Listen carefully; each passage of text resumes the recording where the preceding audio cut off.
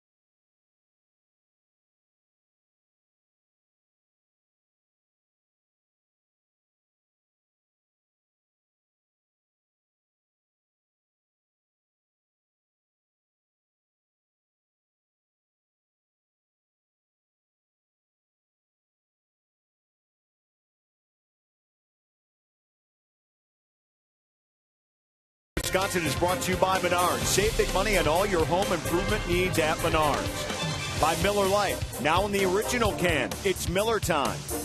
By Toyota, let's go places. And by Southwest Airlines. Find our fares online only at southwest.com. Brewers swinging like Henry Aaron on this homestand. A lot of home runs, but it comes down to pitching. And tonight's starters are Yovani Gallardo and Zach Wheeler, two right-handers, looking for their 6th wins and both looking for bounce-back games as well. Both lost their previous start. Dave and Craig back on board with you, getting closer to first pitch. The Mets and the Brewers here in Game 2 from Miller Park. And you take a closer look at Yovani Gallardo. His last 8 starts, good and bad along the way for Yo, but I'll tell you what, he was on fire in June. His last 4 starts really haven't been all that same. What's he need to do to get back on track? When Yovani was going good, the good Yo, he got guys swinging at his break ball. He was very consistent, had great command of his fastball, but was able to get his curveball over and get guys swinging at it. Before, now they're kind of laying off. He's throwing it down out of the strike zone. But when he's good, he commands his fastball, and he throws that sharp breaking curveball. That's when he gets a lot of strikeouts, and he gets put the ball in play. Doesn't have a lot of high pitch counts. Let's see if he can keep the win streak going. Looking for number 5 when we come back.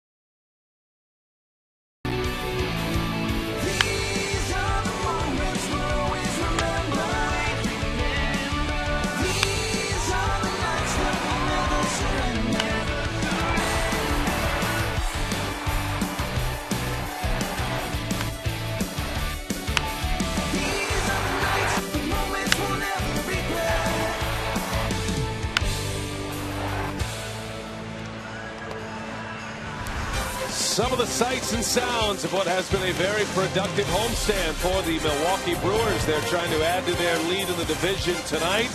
Beautiful Friday night for baseball in Milwaukee, 73 degrees. And we're just about ready for Game 2 of this series. Terry Collins and the Mets. Collins in his 4th season as the skipper in New York. They're talking about maybe trading some players. We'll see how that goes over the next few days here. The trade deadline coming up on the 31st of July. Mets Associated Bank batting order looks like this tonight. Curtis Granderson, Daniel Murphy, and David Wright at the top. In the middle of the order, it's Lucas Duda, who homered last night. Travis d'Arnaud will catch. Bobby Abreu in the lineup tonight. And left, Juan Magaras, Ruben Tejada, and Zach Wheeler rounded out. That's the batting order that will face Yovani Gallardo. Yeah, Yovani having a rough month of July. 3 no decisions, but his last 2 starts have not been very good. a start against the Cardinals and at Washington. He's given up 9 earned runs in his last 11 1/3 innings. 4-3 career against the Mets in 9 starts. Well, Gallardo trying to keep this winning streak alive for Milwaukee. They've won 5 straight home games. They've won 4 in a row overall. Swept the Reds in a 3-game series and then won last night as Curtis Granderson on the first pitch bounces out. And that's how the night begins for Yovani Gallardo. Now let's check out the Brewers defense brought to you by Menards tonight. Gomez in center field. Davis and Braun flank him in left and right. Ramirez, Segura, Ricky Weeks gets a start. Scooter Gennett still nursing that quad injury. Lyle Overbay at first. And Martin Maldonado gets a start behind home plate. Jonathan Lucroy gets tonight off. Well, I'm sure it was tough for Ron Renicky to set Jonathan Lucroy the way he swung the bat, but needed a break. Maldonado needs to catch, and he's in there catching Gallardo tonight. Maldonado, an excellent defender. Daniel Murphy, he has been in the middle of some trade rumors over the last few days, and now sitting in a long slump at the plate. This guy's a very good hitter, but just 5 for his last 35 at the plate. That's a 143 average. So his overall batting average is down to 284. And that's pretty much been the problem for the Mets this year. Offense or lack thereof. Not a lot of power. Haven't scored a lot of runs. Their pitching's been pretty good. And their bullpen's pretty good as well.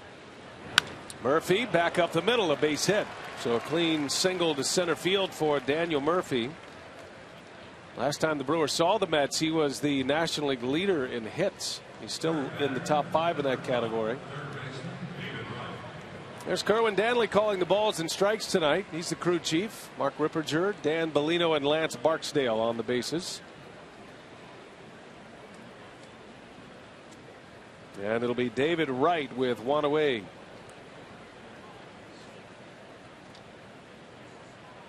Now the Mets come in with a record of 48-54.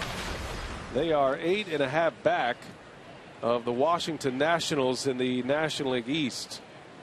And when they started this road trip, felt like this was going to be a defining road trip to see if they were going to be able to get back into the race or not. The Mets did take 2 out of 3 in San Diego prior to this series with the Brewers. They're currently 3-4 on their 10-game road trip. David Wright, line drive, right field. Braun makes a catch for the out. And 2 gone. Wright hit it hard, but Braun playing deep, able to cut across and haul it in for the second out. Yeah, we talked about the 2 starts that Yovani's made before this one here. It's been location issues for him. He left that cut fastball up out over the plate. David Wright hit it hard, but Braun making a nice running catch. There you see the rotation. Leaves it up. Doesn't do much. Not much of a break to it. And very fortunate for the Brewers. It was a nice play out there in right field by Braun. So 2 gone. And Lucas Duda coming up for the Mets. He is their team leader in home runs. Hit his 16th last night. Has a couple of home runs in his last 3 games. And has good numbers against Yovani Gallardo. 5 for 10 lifetime against Yovani with 2 homers. He's had a nice year. 260 hitter, very patient hitter. His on base percentage is 100 points higher than his batting average. Well, this entire Mets roster are pretty patient at the plate. They lead the NL in walks. And maybe sometimes a little bit too patient, not being aggressive enough. Terry Collins is hoping that his offense gets going at some point here. Yeah, Matt Garza did a number on the Mets yesterday, going 8 innings, only allowing 2 hits and 1 run, as Duda bounces one to Ricky Weeks, and that's a good start for Yovani Gallardo. So a scoreless first jumping off here tonight on a Friday night. Brewers are coming up. Gomez ready to lead off.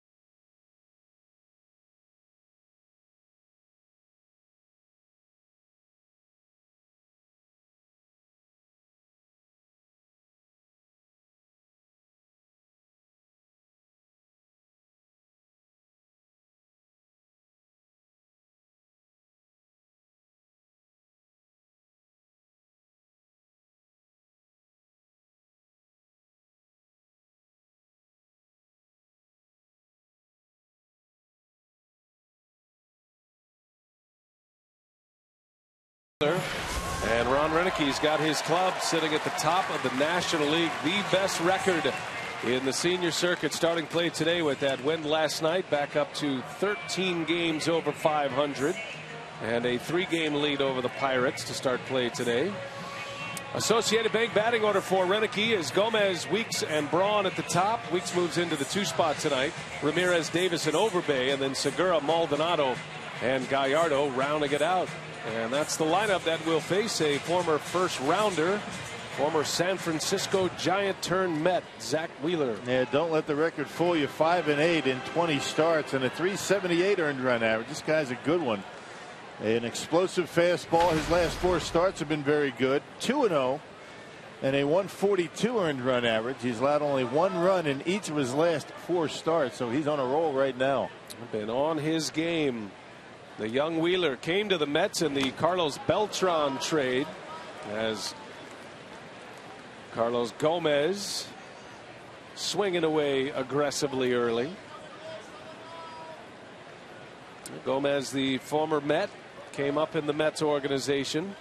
It's been interesting the last 2 years for Gomez, his 2 All-Star seasons. Last year the All-Star game was at Citi Field in New York, the home of the Mets. That was Gomez's first team. This year, Gomez an All-Star starter, and the game at Target Field in Minneapolis, Gomez's second team. No plans for an All-Star game at Miller Park anytime soon, so Gomez may have to hang in there a while to. And I don't see him going anywhere else either, so he's going to be here a while. Bouncing ball, and going to be a race to the bag. Wheeler is there. The throw gets away. Gomez sprints through it. You knew that was going to be trouble when Duda, the first baseman, was a little indecisive. And a good thing the Mets catcher d'Arnaud backed up there. That saved that ball from going into the dugout, I think. Man, Wheeler got there, but just a bad throw over at first base, a little bit low, a little bit to the outfield side of the bag. A good throw, and they're going to be able to get him. And Gomez running hard, going right with it on a fastball away. And it will be a base hit. Although a good throw, and Gomez is probably going to be out at first base. Well, this Mets ball club is a pretty good defensive team. Although it seems that most of their errors stacking up with Murphy at second and David Wright over at third base. But overall, they're in the top 5 in the National League in team defense. They're 4th in the league in team fielding percentage. They've committed now over only 59 errors this year. Oh, Ricky Weeks drilled by the first pitch from Wheeler. Boy, he got him good. That one missing badly. And the Brewers with 2 on to start this one offensively in the bottom of the first.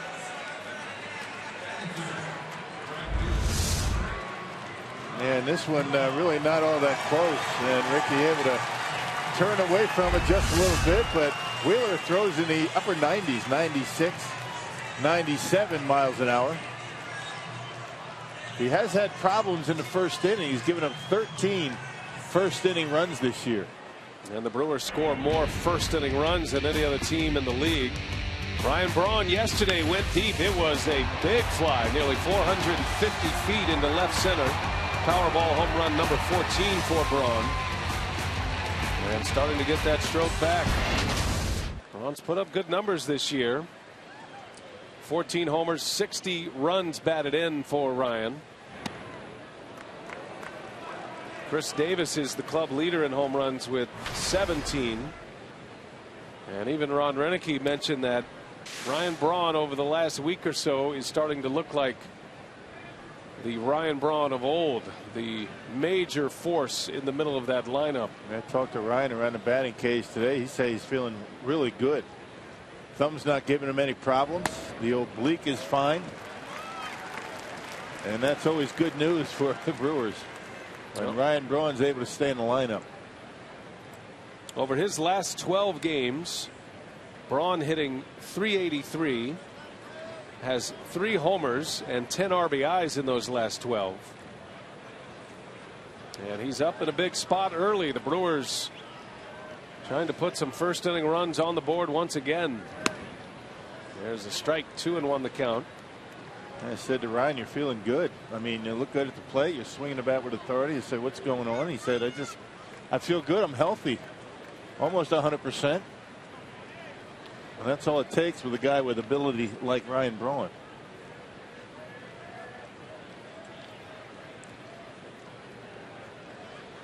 Two on, nobody out. An infield hit and a hit batter. And Braun fouls it back. Fastball by him. 96 on the fastball. And Wheeler basically with 4 pitches, he's going to throw a lot of fastballs, 96, 97 miles an hour. Not a lot of movement on it. Curveball, cutter, slider type thing, and a changeup. He'll throw more curveballs and changeups to left-handed batters. More of the sliders to right-handers.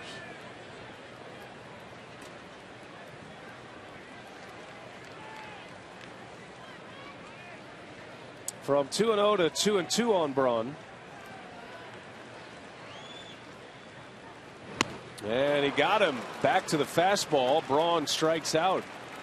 So Wheeler with his first out and a strikeout of the red hot Ryan Braun. Yep, 97 up in the strike zone. This is a pitch the Brewers are going to have to lay off of tonight. Took advantage of some high fastballs from Dylan G, who throws about 10 miles an hour slower, or thereabouts. So a little bit different perspective for this Brewers offense tonight. So one gone. Here is Ramirez. Carlos Gomez will try to steal third base. He does it quite often. And Wheeler certainly knows that, doing his best to keep him close. And again, Gomez very flinchy out there, goes back to the bag.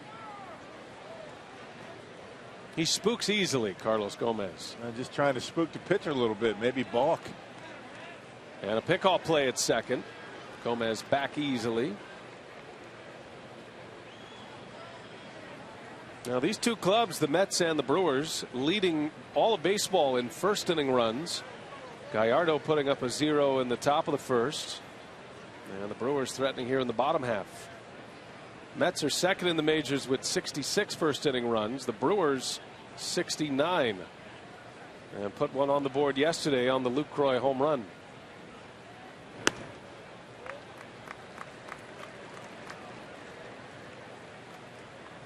So you got Milwaukee, you got the Mets, the Rockies, the juggernaut over the American League, the Oakland Athletics, and the Angels, Oakland and Anaheim. The top two teams in that American League West. Spending a lot of time worrying about Gomez. That's good for Aramis. Splitting the attention of not just the pitcher, but the infield.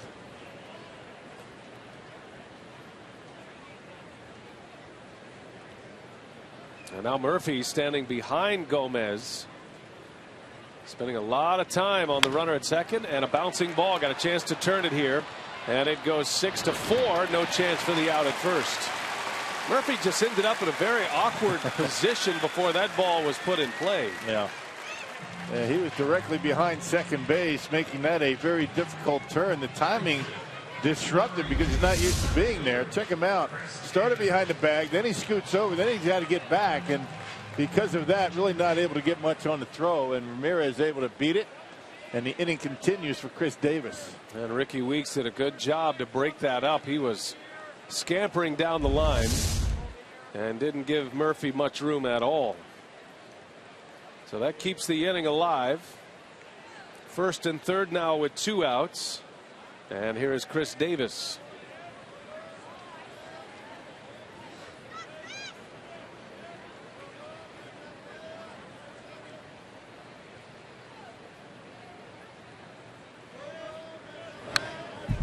Davis elevated in the lineup tonight with Lucroy out.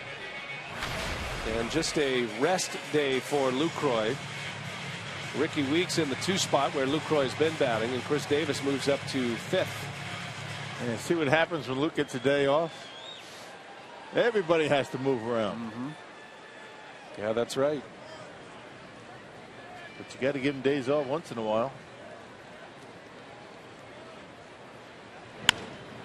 Bouncing ball to short. Tejada to Murphy, and Wheeler gets out of it. The Brewers had 2 on to start it.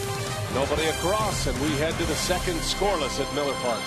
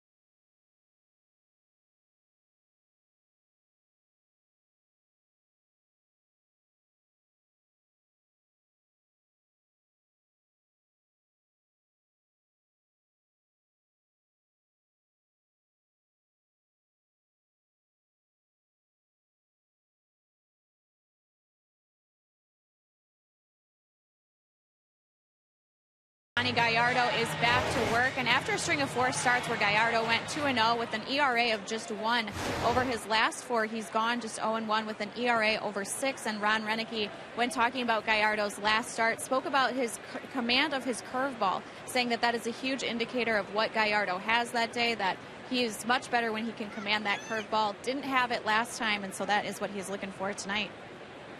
Been his bread and butter pitch throughout his career, and it always seems to matter with Gallardo. And of course, his fastball is one of those fastballs that hitters will tell you they don't see all that well. It has a little bit of deception to it. It's a fairly straight fastball, right? But the way Gallardo throws it and the way he uses it down in the strike zone, so one works off the other. He can also use a high fastball effectively, and he's kind of having to reinvent himself over the last couple of years from the pitcher he was when he first got to Milwaukee.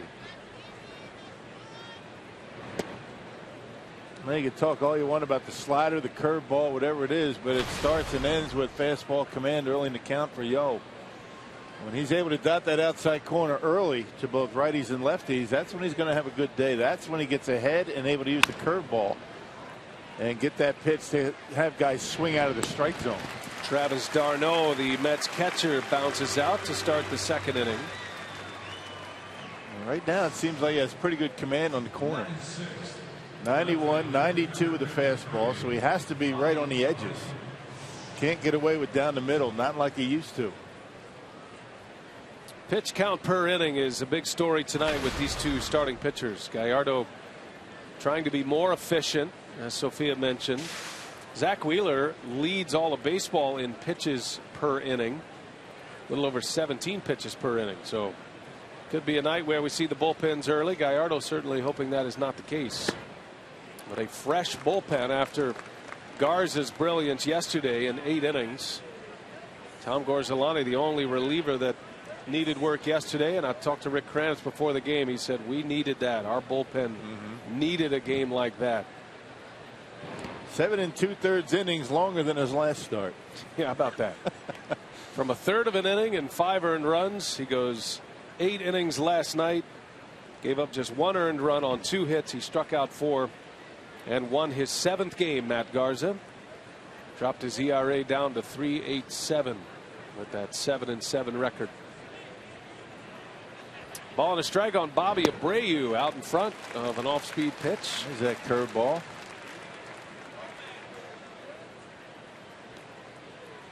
Yeah, flip it up there for strikes. You get ahead in the count, you bury it in the dirt. That's a good pitch right there for Gallardo.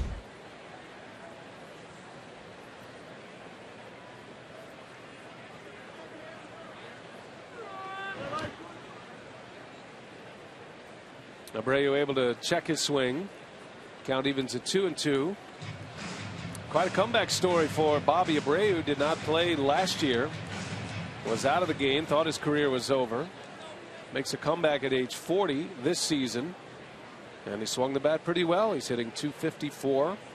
Playing sparingly. A bat off the bench for the Mets.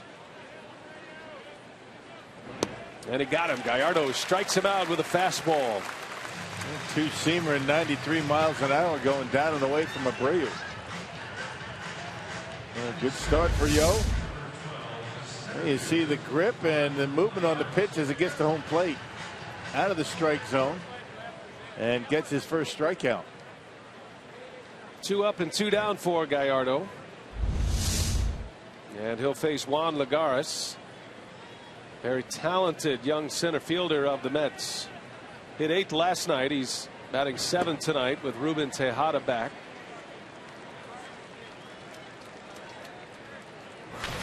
Great matchup of plus defenders in center field in Gomez and Lagares. Yeah, 2 of the best throwing arms in the big leagues in center field. And he waves and misses. No balls, 2 strikes on that hook by Gallardo.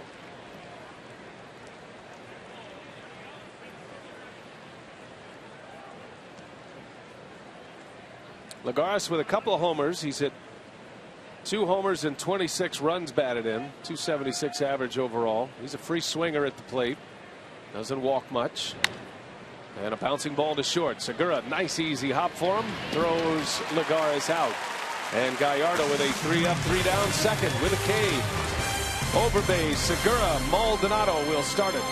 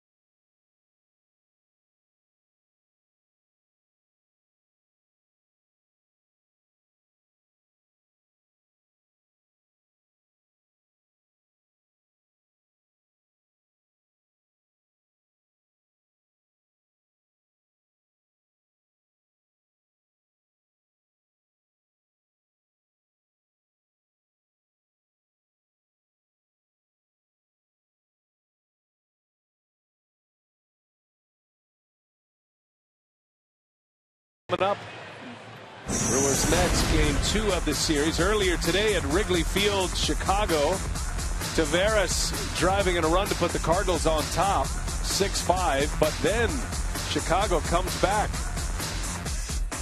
Luis Valbuena goes deep to the opposite field and puts Chicago on top for good. The Cubs with a comeback win today over the Redbirds in a 7-6 final.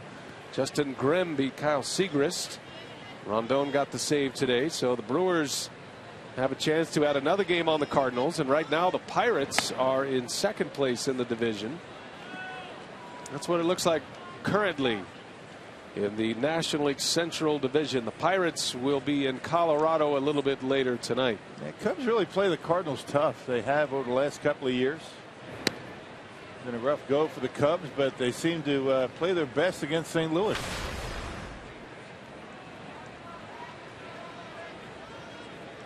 Lyle Overbay leading the way for the Brewers. Getting the start here tonight with the right-hander on the mound. Just such a free and easy delivery for Zach Wheeler. 6'4", 200 pounds. Tall and thin, and really drives off that pitching route with his back leg, and able to get Overbay on a looked like a two-seam fastball right there at 96 miles an hour. Looks effortless the way he throws the baseball. Second strikeout for Wheeler. And here comes Segura with a couple of triples on the homestand. Had one last night. That's in our AT&T U-verse rewind. That was a big one last night. It was 1-0 in the second inning. Segura with that triple drove in 2 to make it 3-0. The Brewers would go on and score 4 in that second inning. That's a hit of the night for me last night. Yeah, a couple of men on. You had Segura up with 1 out. If he makes an out there, Garza's coming up, and the Brewers probably don't get a run. Segura really driving the ball to the opposite field here in his last few games. That triple yesterday was his 6th, and that moves him into the top 3 in the National League in that category. 3 off the lead. D. Gordon has 9 triples for the Los Angeles Dodgers. Bouncing ball up the middle, and the slick fielding Tejada takes care of Segura. Very good defensive shortstop Ruben Tejada, who was not in the starting lineup last night. He was hit in the head in Seattle on Wednesday, and Terry Collins giving him the night off last night. Yeah, good range, and you got a terrific throwing arm. Good hands. is a very good defensive unit, this New York Mets club. Defense is good. Pitching's been good. They just haven't been able to score many runs this year. Yeah, one of the worst hitting teams in the National League. There's Martin Maldonado finally getting a chance to start a game again. Ron Renicky was asked, how do you sit Jonathan Lucroy the way he's swinging the bat? And he says, well, he's always swinging the bat well, so I got to pick a day to give him off at some point. And plus, Maldonado needs some playing time. He doesn't play much. You got to keep him sharp. You never know. I mean, you're one pitch away from having Maldonado catch in extended games. I mean, something happens to Lucroy. You got to keep this guy in the game once in a while. Maximize that 25-man roster as Maldonado bounces to short. And that'll be a 3-up, 3-down frame for Zach Wheeler. 2 in the books in Milwaukee. No score.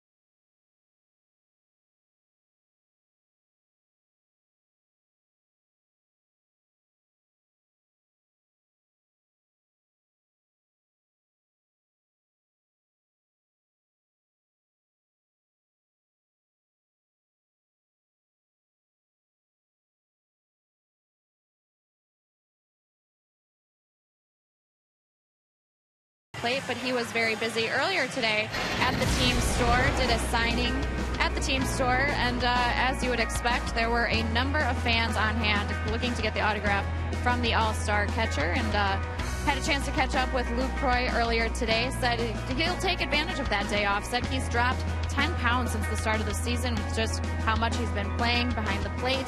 Said he hopes this is it. He said it's just so hard to maintain his playing weight, but Ron Renicky also said it's been tough to remove Lucroy from the lineup with how he's hitting, but they're also trying to monitor how much he's playing, considering matchups, if he's dragging behind the plate. But said it was finally one of those days where you just needed to get Lucroy a day off. Yep, and get him in there for the weekend. It's like a ride at Disney World waiting for Jonathan Lucroy. There was about 300 people, maybe more, here today waiting on that Lucroy signature. And very gracious with the fans as always, Jonathan Lucroy. So he had his young daughter with him hanging out in the lawn chair. Yeah, good guy, Jonathan. He does a lot in the community. Very committed to charities, but most of which the military charities. And he gets it. He does. He's one of those guys that understands the responsibilities of being a big leaguer. Gallardo facing Ruben Tejada to start the 3rd inning. And the count will go to 2-1. I'll be curious to watch Tejada throughout this game. He was hit by a Taiwan Walker fastball, a 94-mile-an-hour fastball in the helmet in Seattle. Passed all the concussion tests. But that's got to make a memory that you're trying to overcome as a hitter when you endure a scare like that.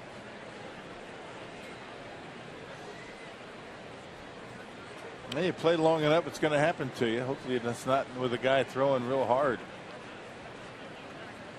2-2 the count on Tejada, and down he goes. Gallardo with a good fastball strikes him out. He got it in on his hands, and Matt Garza last night got a lot of mileage out of a good fastball on the inside part of the plate, jamming a number of Mets hitters. Tejada right on top of home plate, and Gallardo able to get that one by him for his second strikeout. And one gone for the pitcher, Zach Wheeler. Throws right-handed, bats left-handed. And where's that big brace on that right elbow to protect the moneymaker? Yeah, pitching coaches don't like that too much. He's got that pitching elbow hanging out over home plate. Oh, big curveball from Gallardo. As you can see, Wheeler is a guy that has an athletic build and swing, although he's not hitting much at all this year. He has just 2 hits. But he looks good, swinging and missing, and down he goes here. Gallardo picks up his 3rd strikeout, back-to-back Ks to start the 3rd inning. And Giovanni's got a great curveball so far tonight.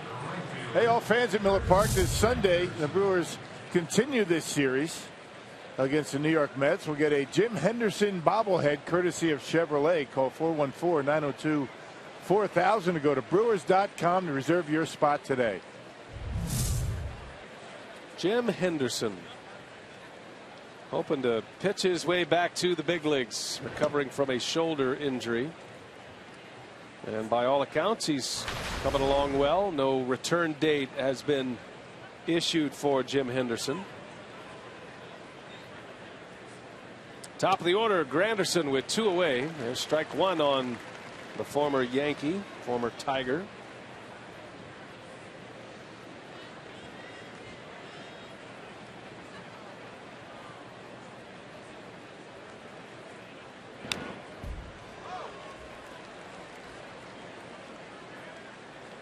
Granderson coming off a stomach illness as well. He was back in the lineup for the first time in a couple of days yesterday. Led off yesterday, was hitless, 0 for 4.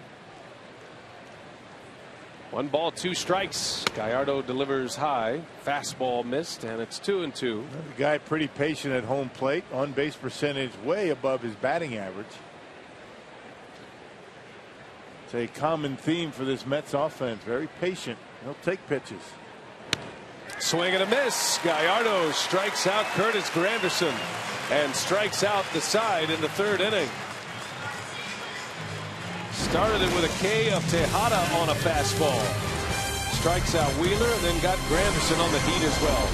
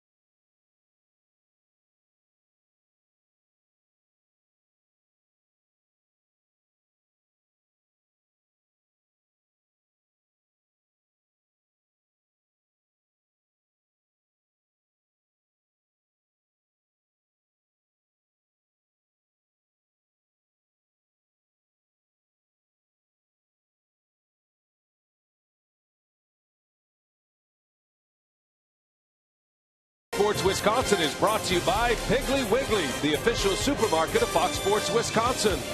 and by Marshfield Clinic. Don't just live, shine. Beautiful Friday night, Milwaukee, Wisconsin. Head to the bottom of the third inning at Miller Park.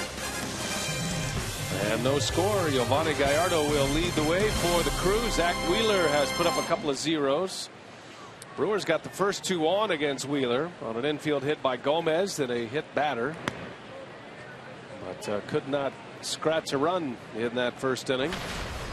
Wheeler retired the side in order last inning with a strikeout. He's got 2 Ks. Gallardo with 4 Ks. Well, Giovanni handles the bat well. Always a threat at the plate. He's a guy that pitchers have to do a little homework on. Hitting .152 this year. Gallardo has 5 hits, has 1 RBI. Also has a game-winning double. That was a walk-off double against Baltimore in a pinch hit appearance. Yeah, RBI didn't even come as a pitcher. A walk-off double for Giovanni against Baltimore, and then started the next day. And got a win the next day. Yeah. 0-2 the count.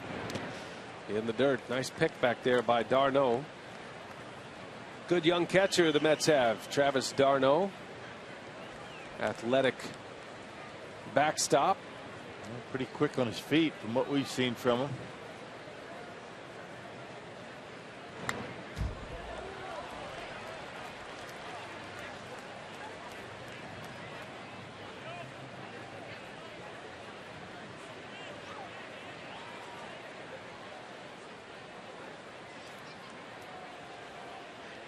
Wheeler deals a 1-2 outside.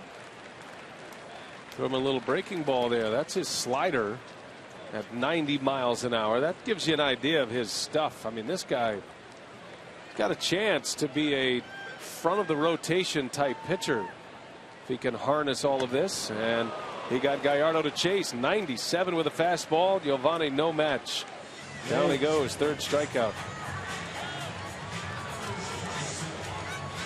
Well, a reminder, tomorrow it's a doubleheader on Fox Sports 1. The Washington Nationals take on the Cincinnati Reds, followed by the Indians and the Royals. Coverage begins tomorrow at 2:30 Central on FS1, streaming live on Fox Sports Go. Nori Aoki with a game winner for the Royals yesterday. They've won 3 in a row now, and they're leading tonight 2-0. Washington has a 3-1 lead over Cincinnati tonight. That game's in the 5th.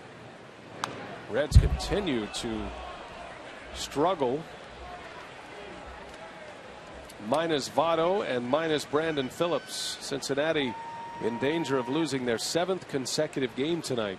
Just really not the team that they were early in the season. Actually, they've had a tough time keeping their starting unit on the field all season long. Second time Votto's been on the disabled list. Jay Bruce been on the DL.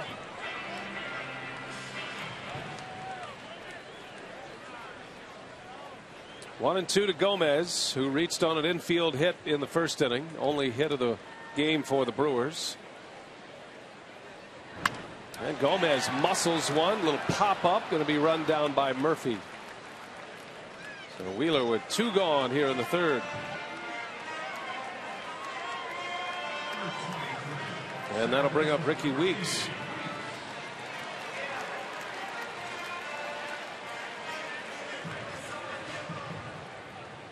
Ricky was hit by a pitch his last time up on a 96-mile-an-hour fastball. Yeah, that'll keep you loose in that batter's box. Might not dig in as much. Whereas Ricky's used to getting hit by pitches. He's made a career of it. Yep. When he was playing every day, he was always among league leaders in that category. Stands right on top of the plate.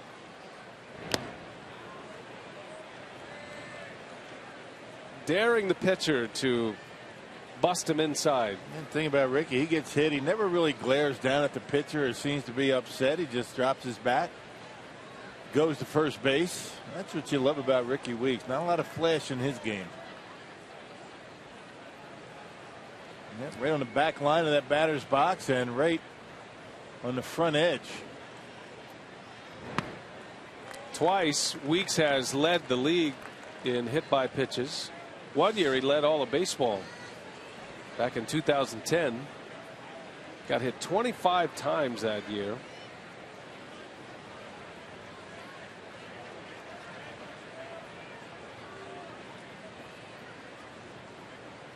One ball, one strike, and a swing and a miss. That first curveball he's thrown. Well, we've seen a couple of sliders. We now have seen a curveball. 80 miles an hour with the curveball. You can see the rotation, that 12-6 rotation going straight down. It's not often over the plate for a called strike. He uses it as a chase pitch. Going back to the fastball. 1-2 the count. And Weeks strikes out. So Wheeler impressive. 3 up, 3 down with 2 Ks.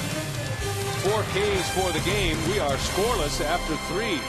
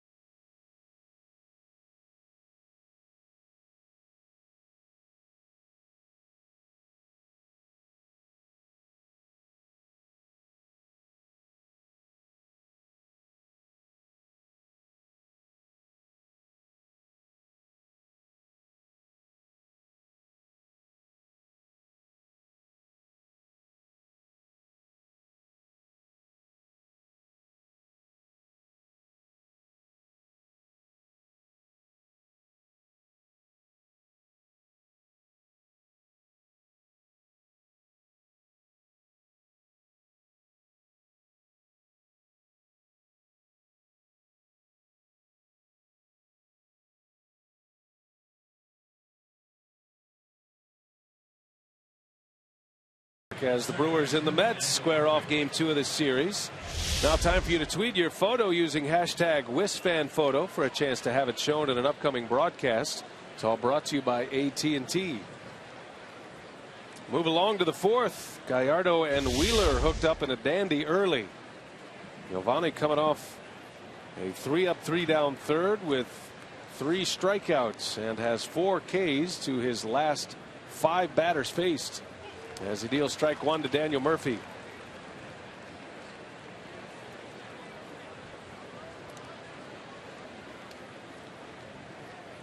Gallardo, the Brewers' opening day starter, his 21st start of the season, and been stuck on 5 wins since June 19th. Been a while since he found the winner's circle. That was a victory against Arizona on the road.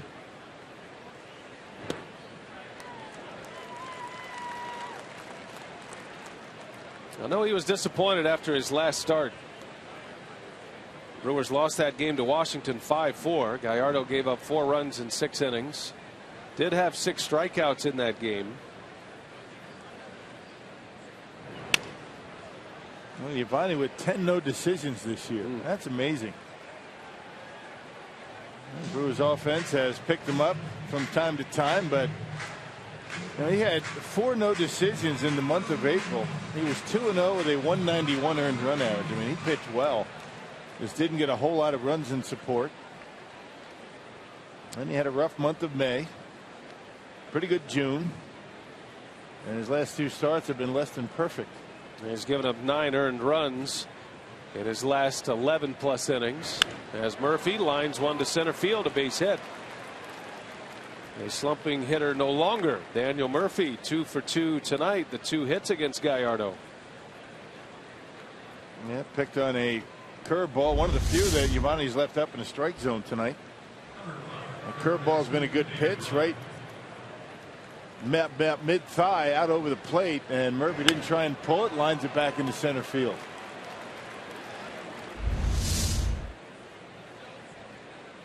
So the first base runner since Murphy's single in the first inning. Gallardo had retired 8 straight. And here's David Wright. Wright hit one sharply in the first. And that one is hit sharply and a base hit right back through the box. So back-to-back singles, Murphy and Wright. And the Mets have 2 on. Nobody out to start this inning. The Mets being a lot more aggressive tonight than they were last night. They were taking some pitches on Matt Garza, but they have been swinging the bat early tonight. David Wright picks on the first pitch.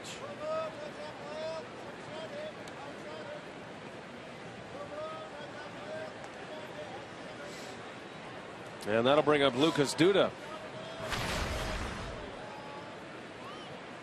Well, you figure runs will be at a premium here tonight. The way Wheeler has started this game, he looks sharp.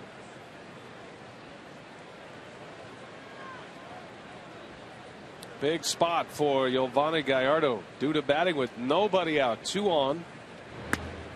And he starts him with a breaking ball strike. Good curveball in there.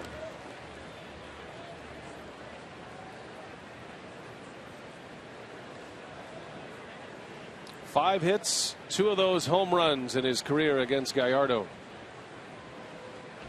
Brewers could use a double play here. They're set up to turn one.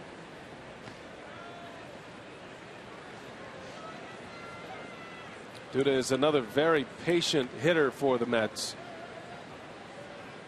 Yeah, hit a bomb out of here last night. Dead center field, way back. The only run that Garza allowed last night. And that was home run number 16 for Duda. That was a career high. Had hit 15 home runs in the previous 2 years. 2 balls and a strike.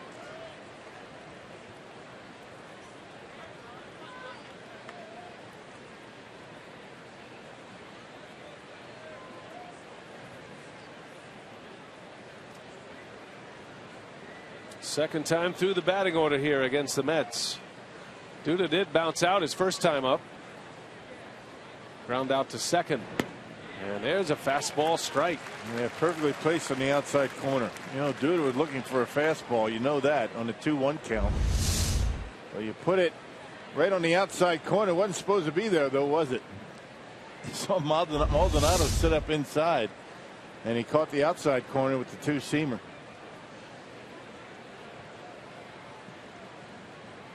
2-2 the count. And Duda in the air, left field, long run for Davis, and he'll track it down for the out. And both runners have to stay in place.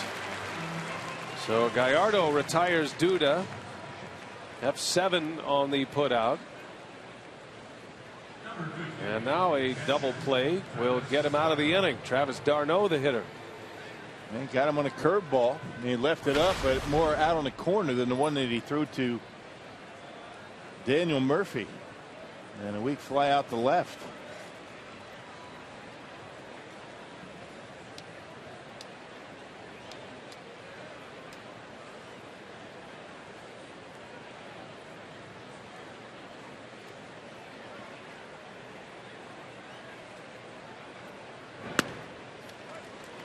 d'Arnaud takes strike one. Last time the Brewers faced the Mets in New York, they won 2 out of 3. d'Arnaud was sent back to AAA. He was sent out on June 7th. He went to AAA and dominated. Hit .436 with 6 home runs in just 15 games. Bouncing ball to third. Ramirez to second for one. Weeks the turn and not in time. Runs pretty good for a catcher, doesn't he? He got down that line very quickly and extended the inning. Well, one hop to Ramirez, and you would have thought that would have been an easy double play for the Brewers, but d'Arnaud able to beat it at first base, and he beat it easily.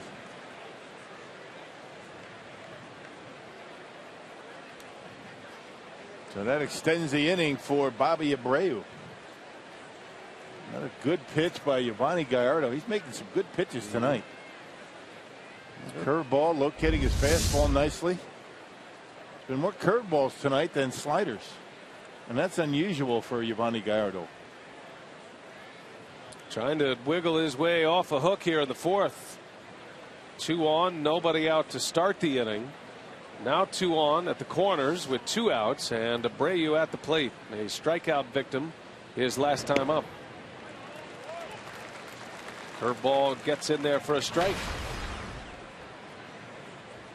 You know, Gallardo's confident in his curveball when he's throwing it for first pitch strikes. That's just the get over variety, he calls it. And he has the swing and miss curveball as well.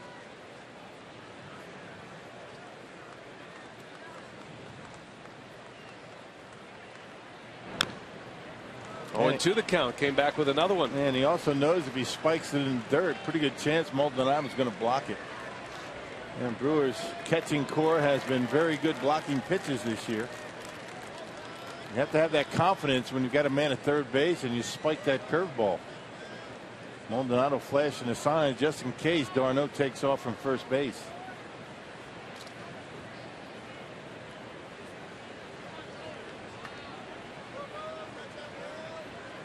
Can Yovani get out of this inning?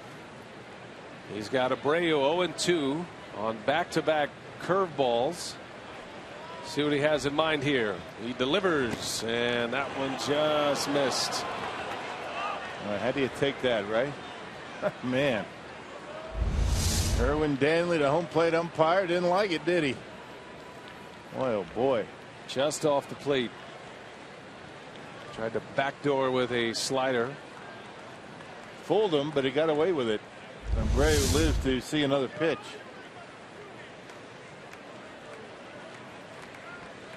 One and 2. Tried another one.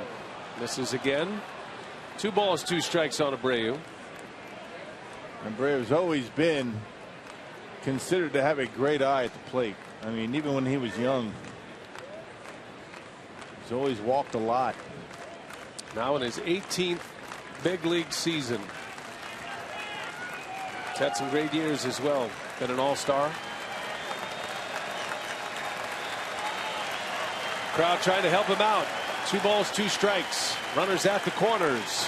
And he got him. Gallardo back to the curveball, and down Abreu goes. Yovani Gallardo allows back-to-back singles to start the inning and strands both base runners. Still scoreless on our way to the bottom of the fourth.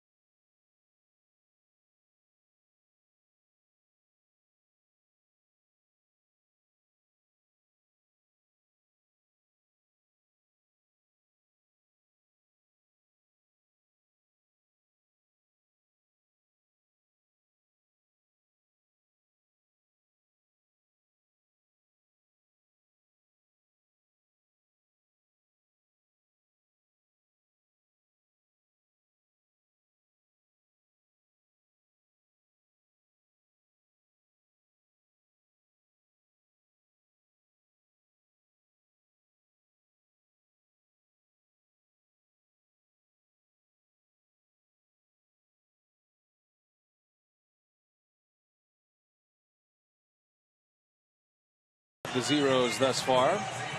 Gallardo getting out of a mess in the top of the fourth. Our Carsoup.com trivia question tonight, Rock. Who are the 4 pitchers with at least 300 career wins to have pitched for the Mets? Very nice. So you got 4 pitchers who have hit that magical 300 mark.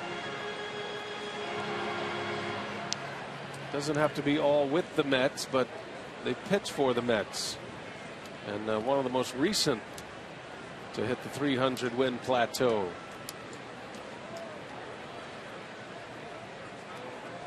Ryan Braun will lead off for the Brew Crew. A strikeout victim with 2 on in the first inning. Both Wheeler and Gallardo have escaped 2 on, nobody out situations in this game.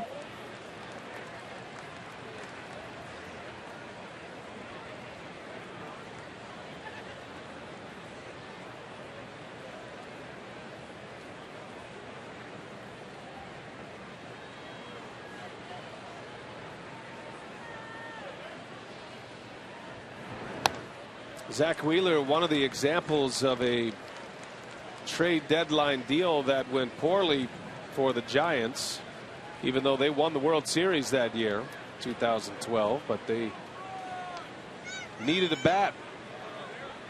And they traded one of their best prospects, Wheeler, to the Mets for Carlos Beltran. And Beltran struggled a little bit in San Francisco. Remember the next year he came to the Cardinals. Yeah. Now with the Yankees, Mets feel like they have a future potential ace in the making in Zach Wheeler. Yeah, he's a good one. Big strikeout guy, averaging almost 9 strikeouts per 9 innings, but he can walk you. Got to be patient with him, particularly laying off that high fastball will help you in that regard. Well, he's only 24 years of age, just turned 24 at the end of May. From Dallas, Texas, born in Georgia, raised in Dallas. Braun back up the middle. Tejada ranging over. Off balance throw is in time. How about that play by Tejada? Yeah, beauty. That guy's something else. He's got good balance. You always talk about good balance for Gene Segura. Always seems to be able to keep his feet underneath him and make a good throw. Tejada up the middle. Braun with good speed, but on balance, able to get a good throw to first base. Very athletic play by Ruben Tejada. About as good as you can do it from the shortstop position, and that shot from behind home plate showed you how much ground he covered. Tough part of that play is getting the ball out of the glove, staying on balance and being able to get a good throw to first base. He did that, made it look easy. Here's Ramirez with one away. Aramis reaching on a fielder's choice his last time up.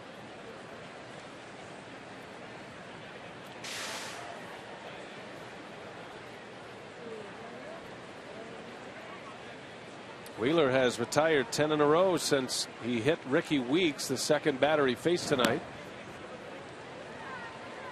Yeah, the only hit of the game was that Gomez. That was a questionable call too. A good throw to first base with the pitcher covering, and Gomez is out. It was ruled a base hit.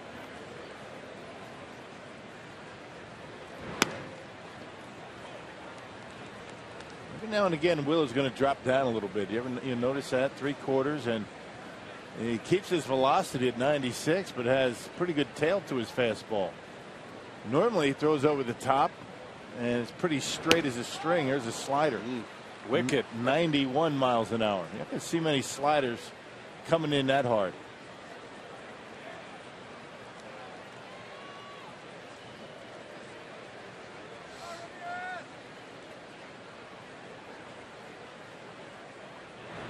Ramirez pulls one foul. I was trying to think who Wheeler reminds me of. He's got that extreme windup, and he looks a lot like Houston Street. Got a lot bigger fastball than Street. It was just traded from the Padres to the Angels earlier this week. He's got a good turn with his hips and generating some power as he drives off that pitching rubber. I mean, he looks like a guy that's going to be able to stay relatively healthy with the elbow and the shoulder, because He uses his legs so well. Drives off that back leg. Kind of one of those drop and drive kind of guys. He's in a good rhythm right now. The 2-2, and Ramirez swings and down he goes. So a self-defense swing by Aramis Ramirez, and the 5th strikeout for Zach Wheeler. Yep, he started the bat, just couldn't hold up, and clearly went through on a pitch that almost hit him. Let's check out the Mets, brought to you by Menards. You got Abreu in left, his first start of the series. Lagares and Granderson. David Wright, Tejada, Murphy, and Duda, and Travis d'Arnaud behind home plate.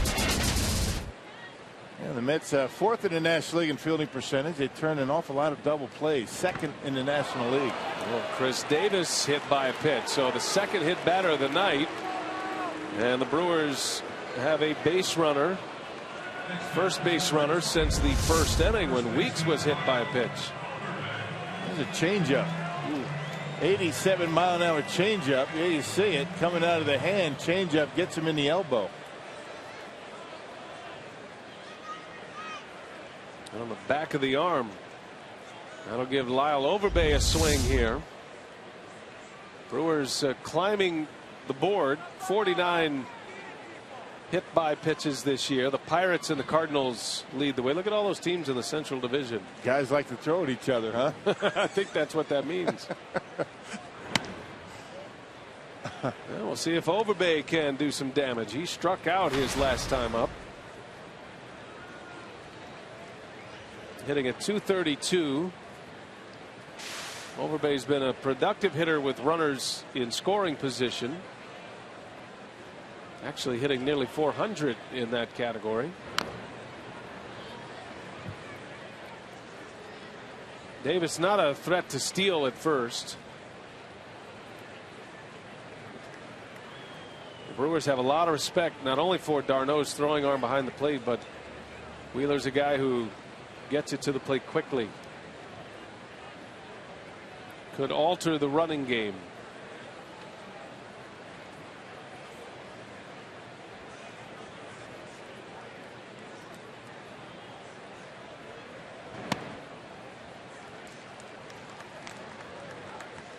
Overbay's never faced Zach Wheeler until tonight. Looking for his first hit of the homestand. He's 0 for 4. Mark Reynolds has been on a nice run at the plate. Had a 2-homer game on Wednesday afternoon.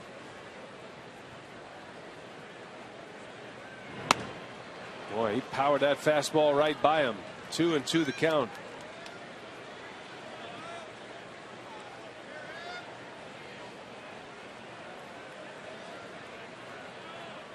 Overbay did have a couple of hits and an RBI against the Mets in New York back in June. Brewers took that series in early June, took 2 out of 3.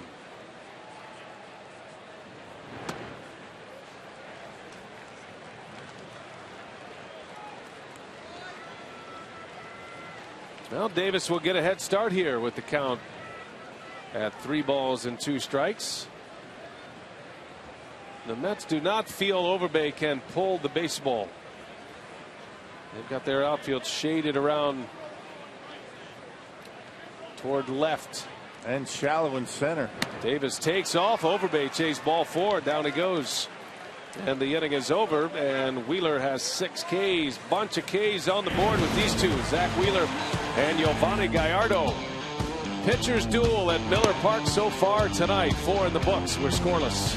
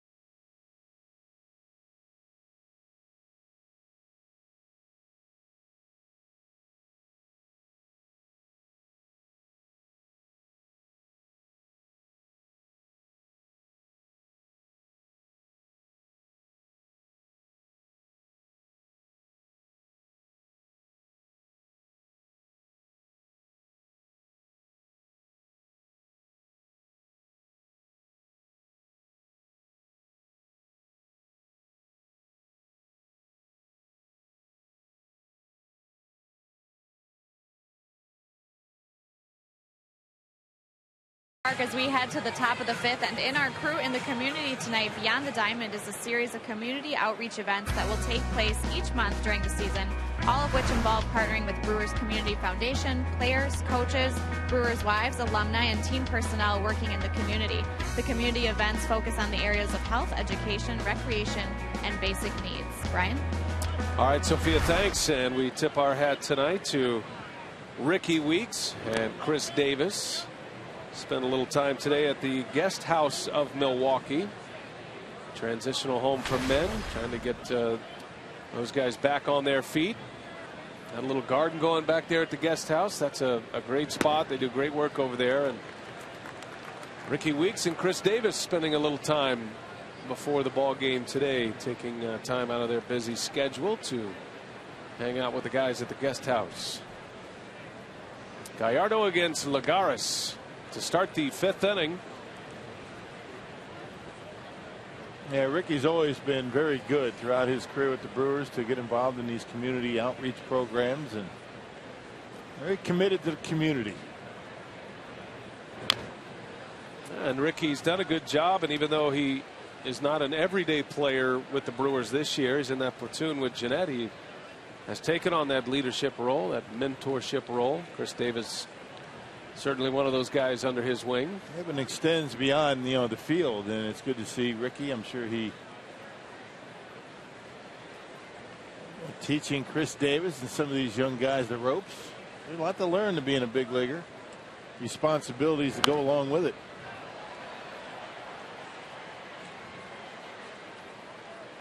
And it is certainly a priority amongst the Brewers front office. Mark Atanasio, one of the things that he really jump-started when he bought the ball club, making sure not only the organization but the players themselves got involved in the community, and they continue to do that. Here's Mark. He's in the ballpark tonight. Bouncing ball and gloved by Overbay. Gallardo races to the bag in there in time. And Lagares is retired as Gallardo starts the 5th with a ground out.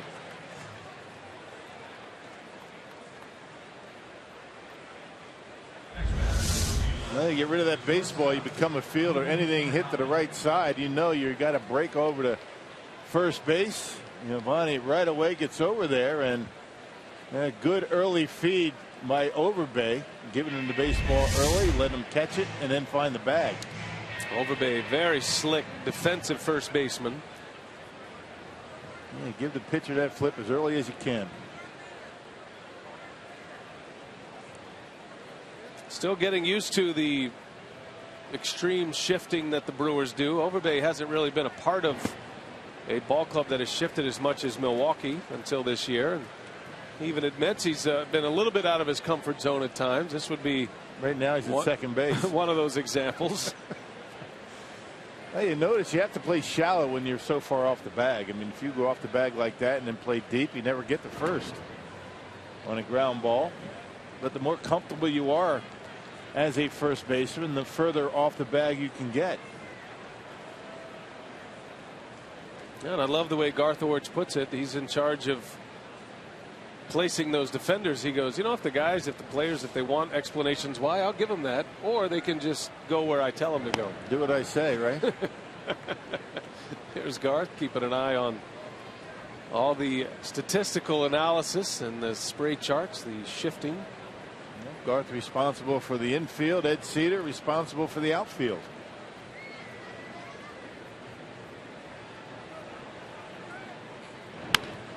And he pulls it to Ramirez. And out is Tejada. 2 up and 2 down for Gallardo here in the 5th. Yep, and as you get up in age, that's a long run for Overbay over there to first base. Yeah, that's a sprint. As soon as there's a ground ball, he knows that he has to hustle. It's not just a leisurely stroll to the bag as you normally would have it on a ground ball like that. You're playing far enough off the bag where you know you can beat the runner to the bag, and that's been a bit of an adjustment. Overbay's handling it well. Brewers save a lot of runs. They keep the data on how many runs they save and allow in the shifting, and the statistics are overwhelming in that category. Got to give a lot of credit to the baseball operations department, scouting department. Just about every team does it. New way of playing defense in Major League Baseball. There's a strike to Wheeler, so the Mets pitcher is quickly down 0-2.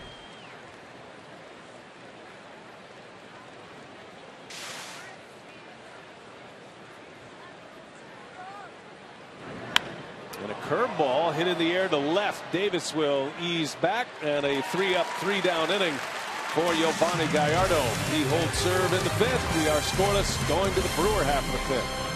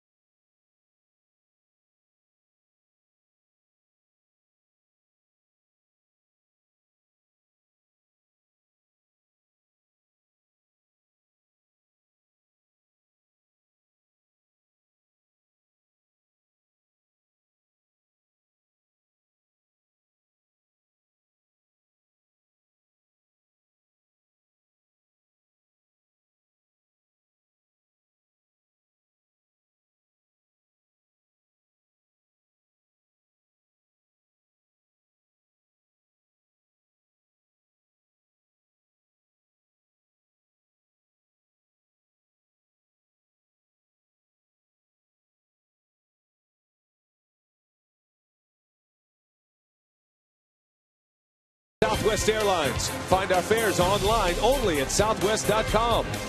By the Wisconsin Lottery, reminding you to please play responsibly. And by Miller Lite, now in the original can, it's Miller time. What a beautiful night for baseball tonight. The roof is open, and we've got a pitcher's duel going. Scoreless as we head to the bottom of the fifth. Brewers are coming up against hard-throwing right-hander Zach Wheeler, and that infield hit by Gomez standing up as the only safety tonight by the Brewers, and that was a close call. And we'll see if the Brewers can get it going here in the bottom of the fifth. 6 Zach Wheeler strikeouts tonight. He's punched out 2 in the last 2 innings. Gallardo has 5 strikeouts coming off a 3-up, 3-down top of the 5th inning. Yeah, season high for Wheeler, 10 punch-outs. That came against the Miami Marlins back in April. Gene Segura will take strike 1. A matchup of 2 players that were involved in trades the same year to teams that needed a piece, traded away some of their top prospects. Segura going in the Zach Greinke deal, coming in the Zach Greinke deal, I should say. And Wheeler in the Beltran deal. That's how he got to New York. There's a bunt, and it's foul. Segura had played in just 1 game in the big leagues when he was traded. He had played for the Angels. He had just converted to shortstop in 2010. So he only had that 1 full season at the shortstop position. He was a second baseman originally coming up in the Angels system. From day one, you'd never know it. Never know. He's been a great find, and with an arm like that, it had to be a little bit of stereotyping to have Segura at second. He's built like a second baseman as he grounds out for the first out of the inning. Hey, nothing says summer like Brewers baseball in the State Fair. Get 1 Terrace Reserve ticket to a select Brewers game and 1 general admission ticket to the Wisconsin State Fair presented by U.S. Cellular. That's just for $15. Visit Brewers.com/State Fair for details. I like the State Fair. Look at Bernie hanging out by the cream puffs. He's no dummy. He can do that. The way the Brewers have been hitting home runs this year and all the sliding and back up the stairs, he's burning a lot of calories up there in the chalet. He's been working it off a lot in his homestand. He's looked good. He's down a few pounds. He and Jonathan Lucroy lost about 10 pounds since opening day. Yeah. Looking sharp. Always got a smile on his face. Maldonado hits it hard. Murphy right between the legs. And Maldonado will reach. That ball was smoked. Murphy couldn't get a glove on it. And that'll be an E4 on Murphy. Yeah. Maldonado reaches. Hit it right through him. I mean, it looked like a pretty routine play for Daniel Murphy, but anything but. That's error number 11 of the Mets second baseman.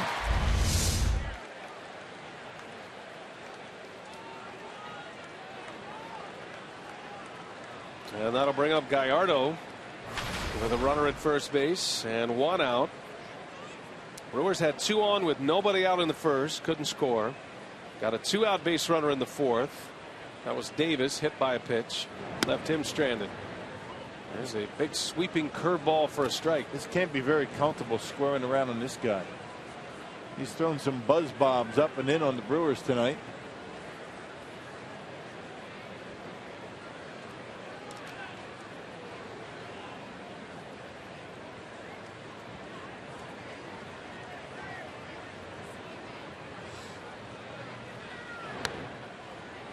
Well, these are big moments in a game like this. You never know. One run could decide this game. Gallardo trying to advance Maldonado to second base with Gomez due up next. Down in the count. No balls and 2 strikes. And the fastball right by him. So tough guy to bunt. Gallardo strikes out. Yeah, didn't have his heart in it, really.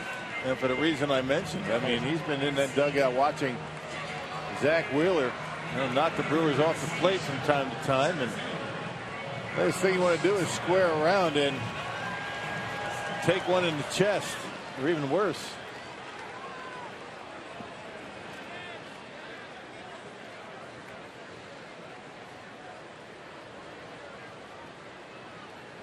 So here's Gomez. 2 outs. Brewers looking for a big hit, maybe a quick strike with 2 outs. Gomez, chopper, third base, right. The Gold Glover coming in, scoops and throws, and it's in time for the out. Excellent play by David Wright. Hitting over 5 scoreless innings in the book.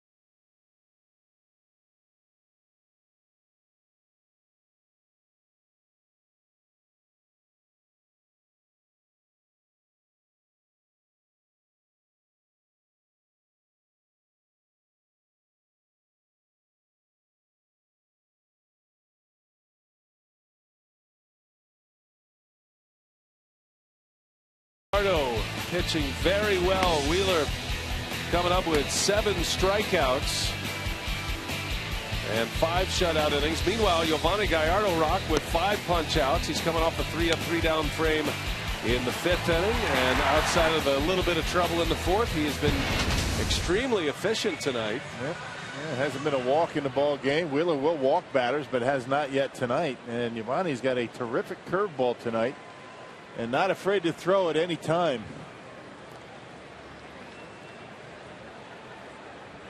Each pitcher with 5 shutout innings. Gallardo back to work in the 6th. And he'll have the top of the order coming up. Granderson, Murphy, and Wright.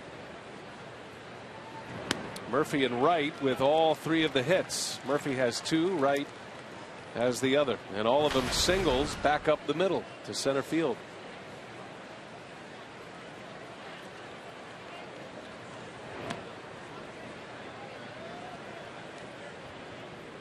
Brewers have been able to win 4 in a row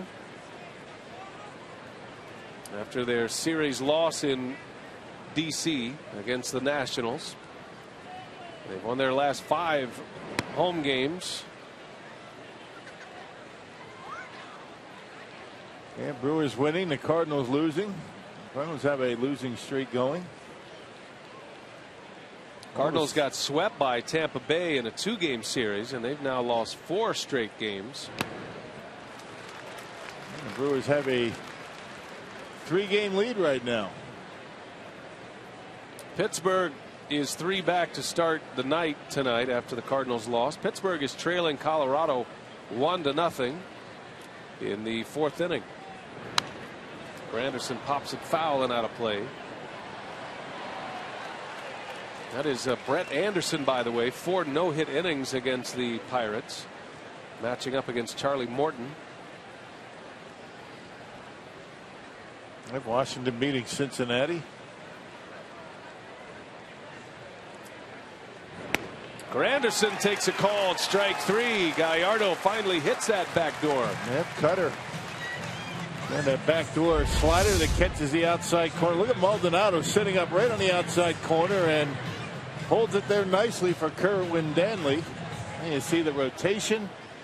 And I think the rotation and the speed is what fooled Granderson, and Giovanni able to catch the outside corner. 6 Ks for Gallardo.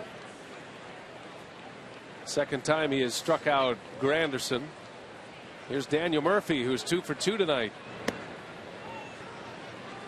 Murphy currently tied for 3rd in the National League in hits. He's 5 behind the National League leader, Hunter Pence of the Giants. Casey McGee is 2nd in the league in hits. What a year he's having for the Marlins. Yep, good for him. Driving in a lot of runs. Casey on that final internet vote for the All-Star game. Keep thinking the Marlins might be shopping a few players, but reports are they are standing pat. They're going to try to build. They're going to try to get back in this year, and they're hopeful they can do that. They're trying to build for next year. The Mets are right behind the Marlins. Marlins are 8 back of Washington. The Mets are 8.5 to start play today. Both under 500. Anything you got to remember is the wild card race as well. 2 wild card spots. I think most managers across baseball would tell you if you're under 500, you're not talking about divisions or wild cards. You're talking about getting back to even first. And that's certainly the story in that Mets clubhouse. Right. Get back to 500 first. Then you start to look at the races, see where you are, and determines whether you make a move or not. We're running out of time, though, for the non-waiver trade deadline period. That's coming up next week on the 31st.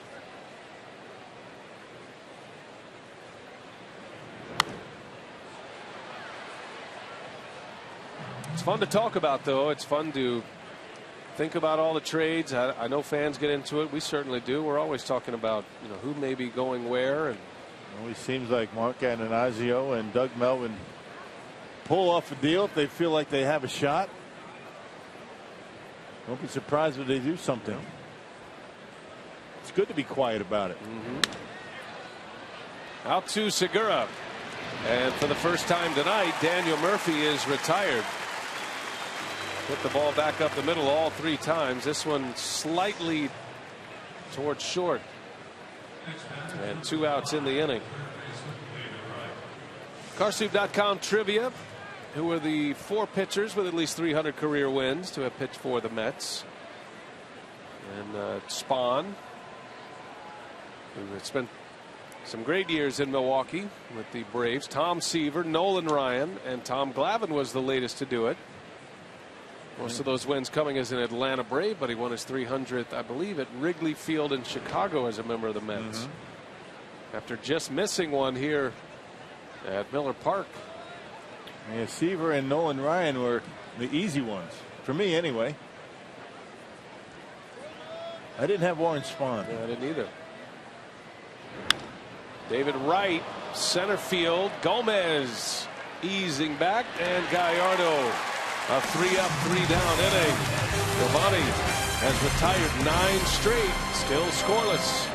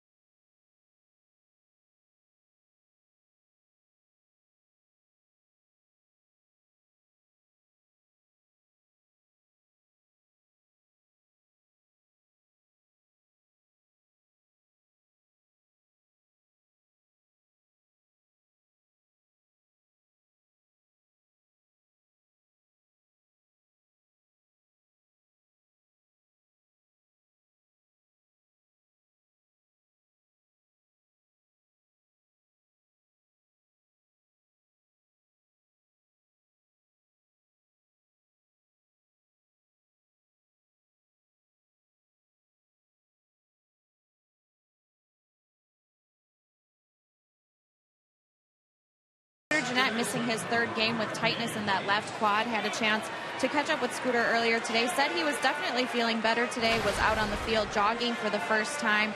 Was out also for batting practice, doing all field activities to test out that quad in all phases. And with the lefty going tomorrow, Ron Renneke anticipated that Scooter could be back in the lineup on Sunday. BA? All right, thanks, Sophia. And with Ricky Weeks in play, the Brewers can afford to be a little more cautious with Gene Segura. I think you know, the athletic trainers are understanding where they are right now in the season, the pennant race, knowing when to push players, when to be conservative with them. Jeanette is a guy, because Ricky Weeks is in place, that you can afford to be a little more conservative with as he comes back. Yep, and maybe see him pinch hit as the game goes on. We'll see. Got to make sure that thing's feeling, you know, pretty close to 100%, because you send him out there too soon, you might rip it, and you might not have him for a month or so, maybe worse. They put a lot of pressure on the player as well, and give them a lot of credit when they do realize that maybe there's some protection going on. You know, you're trying to protect that injury, and it's a good time to just shut it down for a few days. And Jeanette was wise to alert those who needed to know. Never know. Especially young players have a tendency to try and push through. But it was noticeable in Washington. He just wasn't moving around all that well. Now Ricky Weeks back in the starting lineup, 3rd straight day. He's 0 for 1 tonight. He was hit by a pitch in the first. Wheeler struck him out in the 3rd inning. Wheeler has 7 Ks tonight. Just got a great defensive play by David Wright to end the 5th inning. He's only given up 1 hit, an infield hit by Gomez in the 1st. And a strike inside corner fastball. 2-2 on Weeks. A couple of sliders that missed the outside corner. Ricky had the count in his favor, 2-1, but Wheeler able to catch the inside corner with a big fastball. That's a pitch that he struck out Weeks with his last time up. 2-2 the count. Ooh, almost hit him again. Full count. Wheeler's hit 2 batters, but he hasn't walked anybody. When he struggles, it's typically with his command, but he hasn't struggled much lately for the Mets. 4 outstanding starts, putting together a 5th one here tonight.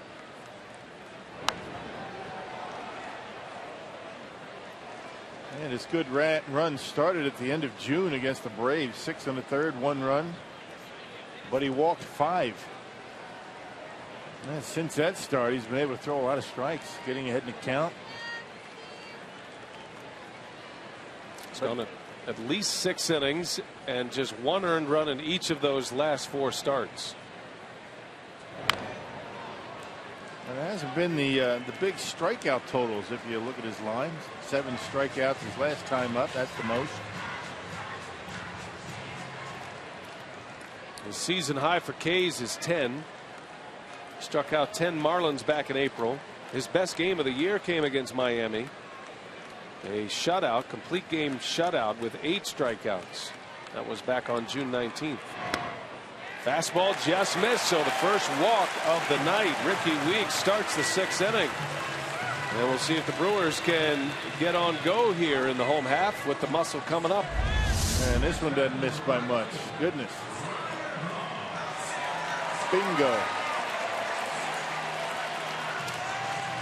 A pitch that every pitcher wants. Why not take it? Because if you swing at it, you're not going to do much with it. You take it, pretty good chance you're going to call it off the plate. So Weeks is aboard, and here comes Ryan Braun. Hitters are conditioned to take that pitch, and they're rewarded for it most of the time.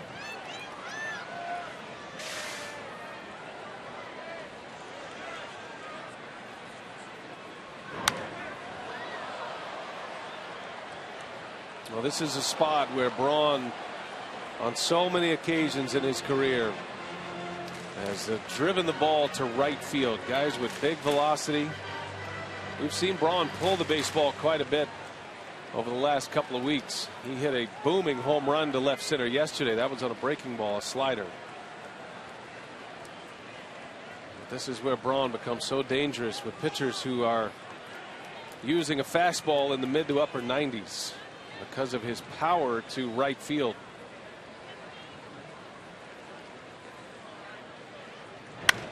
And a double play. Oh, it goes right between the legs of Murphy. What a break that could be for the Brewers. That looked like a double play chance for the Mets. Instead, 1st and 3rd with nobody out on Murphy's 2nd error of the game. Boy, what a boot that is. That was a double play ball. I mean, an easy double play if he is able to catch it. Watch the glove come up. The ball stays down and into the gap. Ricky Weeks never slowed down around second base. Boy, what a break that is. In a game like this, it's usually defense. And the better the 2 teams defensively are normally going to win games like this. And Ricky into 3rd base with nobody out. Murphy's been in the spotlight defensively all night. Even that hit by Gomez could have gone either way. Could have been scored as an error. A play that he'd probably tell you he should have made. And he's committed 2 errors since that time. 1st and 3rd, Ramirez at the plate.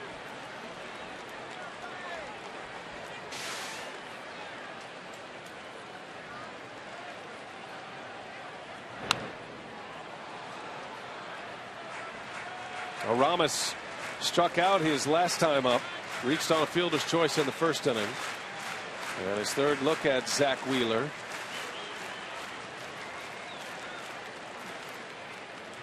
Ramirez had only faced him twice. He had walked both times prior to this start.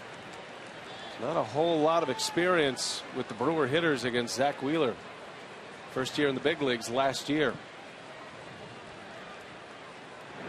And he pulls that one foul just over the head of Weeks, who was taking his lead in foul territory.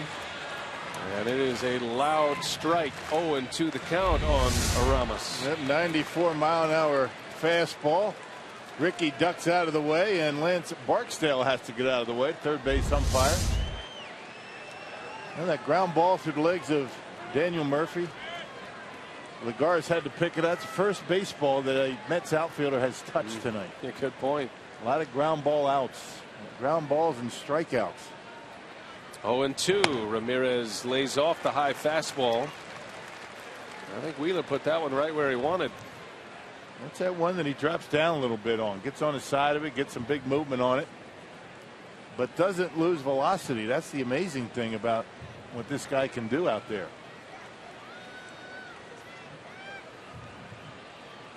Big pitch coming. First and third, nobody out, and Ramirez just lays the bat on it and spoils it foul.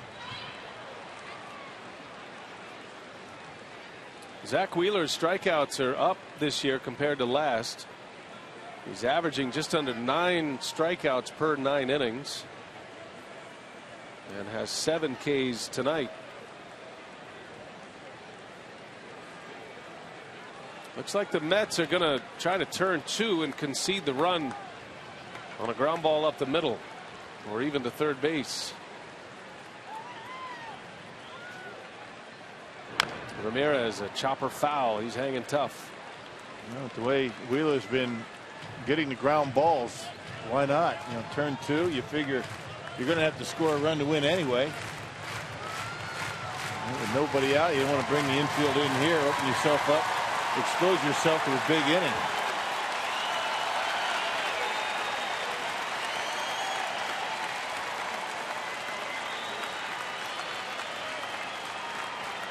The Brewers cleanup hitter at the plate. The 1-2 and in the dirt. Nice block back there by Travis d'Arnaud.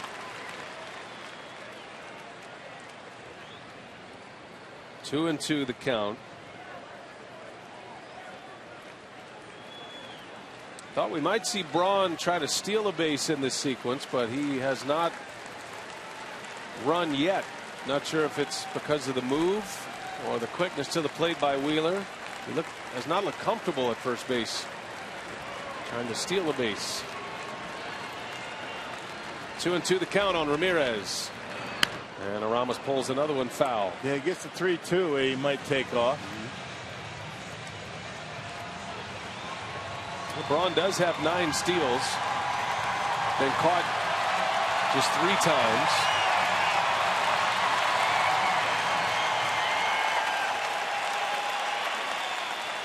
Brewers got a gift on an error by Murphy. Can they cash it in here in the 6th inning in a scoreless game?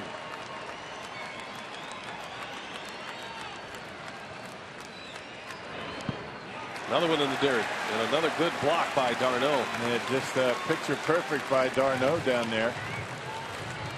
And keep that glove between the legs and play it off the chest. Well, let's see if Braun takes off on a 3-2 pitch.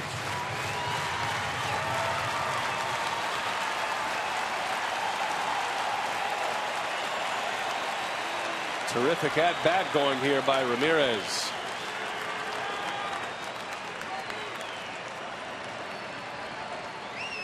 Full count. Weeks at third. Braun stays put, and a bouncing ball to short. Weeks is in to score, and Ramirez beats it out. So the lead out at second base. A run scores the first of the night, and that'll be an RBI for Aramis Ramirez. Man, not hit all that hard, but that's a good at bat, just putting the baseball in play. Still another ground ball for Zach Wheeler. But a great at bat by Aramis Ramirez. That was a 9-pitch at bat. Able to get a bat on the slider and driving a run. First run of the ball game. And shortening up and just has enough speed to be able to beat it at first base for the RBI. And a good call over at first. So Ramirez drives in number 47. The Brewers get a run without the benefit of a hit at this point. Inning started with a walk to Weeks. Costly error by Murphy, and now the fielder's choice. So 1 out. Davis coming up with Ramirez at first. Chris Davis sitting atop the Powerball home run leaderboard with 17, leading the club. Reynolds with 16 had a 2-homer game against Cincinnati on Wednesday. Gomez and Braun 14 apiece. And Chris Davis very capable of getting the bat head out on a big fastball, like the one Wheeler has tonight.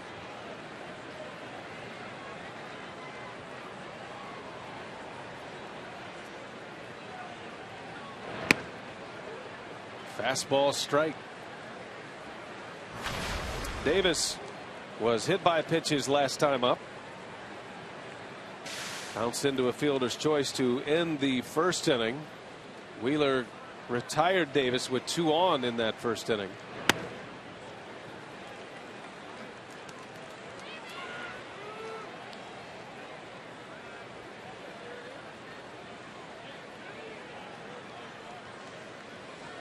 Well, in a well-pitched game like this, it's almost fitting that the first run scores in this manner without the benefit of a hit. Been a grinder tonight for both teams offensively. Strike 2 on Davis.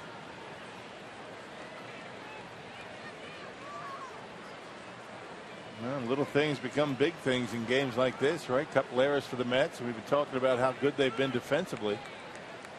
An unearned run crosses home plate for Zach Wheeler.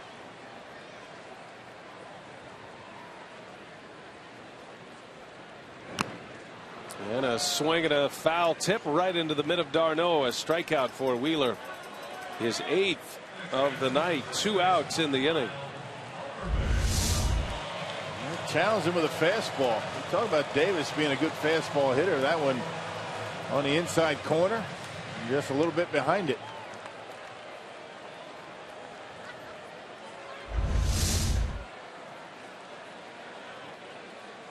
Here's Lyle Overbay now. Twice a strikeout victim.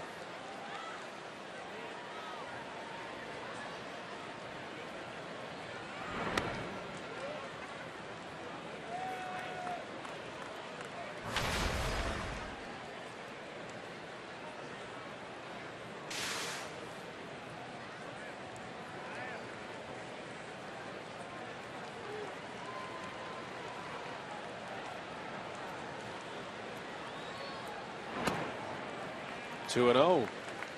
Overbay showing a good eye.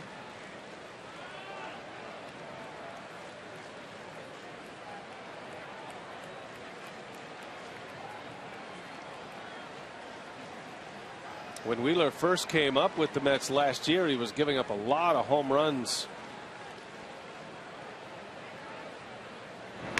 Swing and a miss. Matter of fact, Wheeler gave up 9 homers in his first 10 starts in the big leagues. But he's only given up 9 home runs in his last 27 starts. He figured that part of it out. And it's all about the breaking pitch, right? The curveball, starting to throw that for strikes. Hitters aware of that pitch and then able to get him with a big fastball.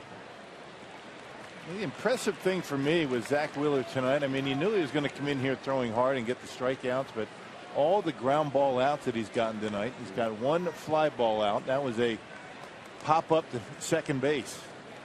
That was back in the 3rd inning. Everything else, ground balls and punch outs. He beat the Brewers in his only career start against Milwaukee last year. That was about a year ago this time. July 5th was the date. As Overbay draws the second walk of the inning. So the Brewers don't have a hit here, but a couple of walks. And now first and second with Gene Segura coming up. Some tough decisions in that Mets dugout with Zach Wheeler. Pitch count is at 96. Very costly error in this inning by Murphy, but 2 walks. And the Brewers are swinging away from adding to it as the bullpen gets active For the Mets, Carlos Torres will begin to get loose. And last 4 starts for Wheeler has been well over that 100 pitch mark. And Segura waiting on that fastball. Missed it. That's the one he wanted, and he put it right by him. Just jumping out at the baseball a little bit. Last thing you can do and be successful against that velocity. Got to stay back on it.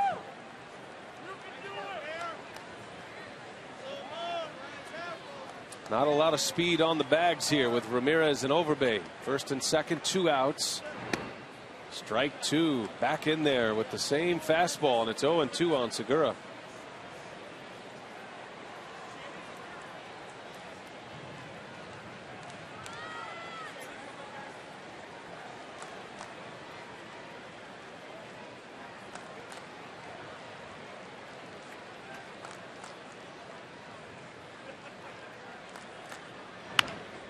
Ground ball, right, cuts it off, and we'll go to first for the out to end the inning. But the Brewers able to scratch one out courtesy of a Daniel Murphy error. 1-0 Brewers. We go to the 7th.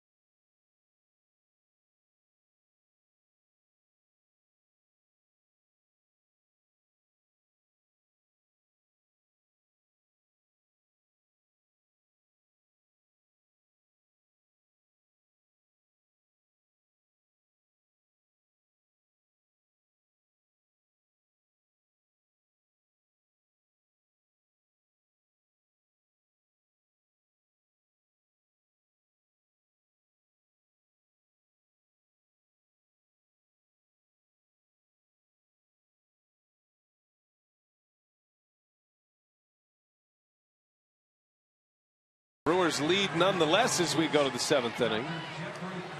Now with the fresh eats and free seats, ticket giveaway from Subway restaurants. For every $25 you spend at Subway, you'll earn a free terrace level ticket for select Brewers home games while supplies last. Visit Subway for details. So now the Brewers in the lead 1-0. Gallardo back on the mound to start his 7th inning. Has been very efficient here tonight. 80 pitches through the first 6 innings. Has 55 strikes in tonight's game. Gallardo has been on the attack to a very patient club. Lucas Duda will lead off. Then Darno and then Abreu. And it's been that pitch right there that has kept the Mets off balance tonight. The curveball.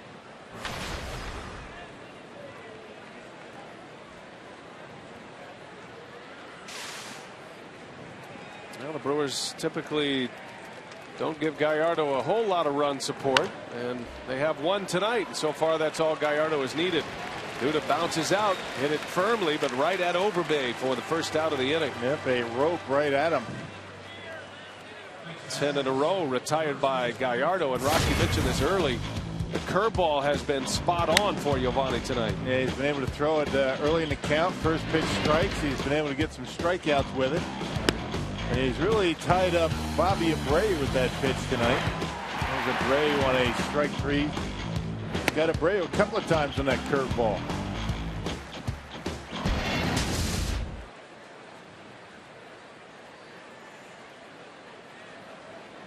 Well, Sophia talked about it early. That was on the mind of Ron Renicky before the game. Curveball such a key for Gallardo, sets up everything else. Pitching a gem here tonight. Travis d'Arnaud with 1 out. Young Mets catcher is 0 for 2, and Gallardo hits the edge with a fastball. 1-1 the count.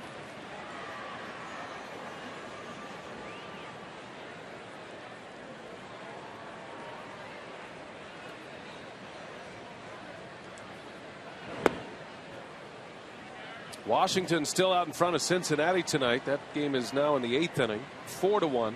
I beg your pardon. It is in the 9th inning now. 4-1 Nationals lead Cincinnati in Cincinnati. They're actually going to the bottom of the 9th. Cardinals lost earlier today. The Cubs had a comeback win. 7-6 Chicago at Wrigley Field. And the Pirates are trailing the Rockies 1-0 in the 6th inning at Coors Field. d'Arnaud hits that one right on the barrel. That is deep center field. Gomez at the wall makes the catch with just enough room. Kind of gave you a scare, didn't he? Look at the smile on his face. He was thinking that d'Arnaud might think he had it. He knew that ball wasn't out of the ballpark. Just playing with everybody. Watch the way he goes back on this thing. Looks like he's kind of getting himself ready to make a big leap on the wall, but say, I got it. Made you look.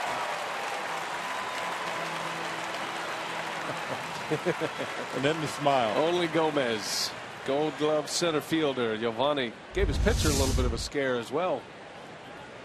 He was ready to jump, didn't need to. 2 up, 2 down. Here's Bobby Abreu. Strike 1 from Gallardo. He was disappointed that he couldn't jump. I think you're right. He was bummed out. He wanted to jump, crash into the wall, make a catch. Gallardo's looking for ho-hum routine outs.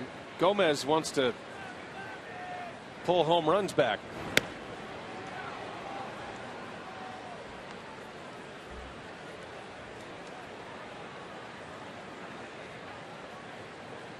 Gallardo has abused Abreu on the curveball tonight. Struck him out twice.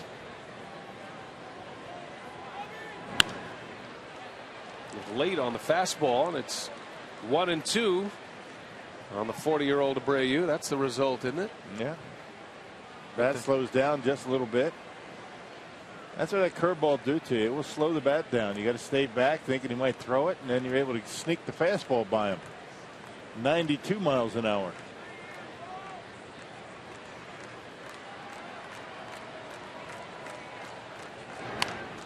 Well, an emergency hack just to stay alive. 1-2 the count remains on Abreu, who's staring into the Brewers dugout.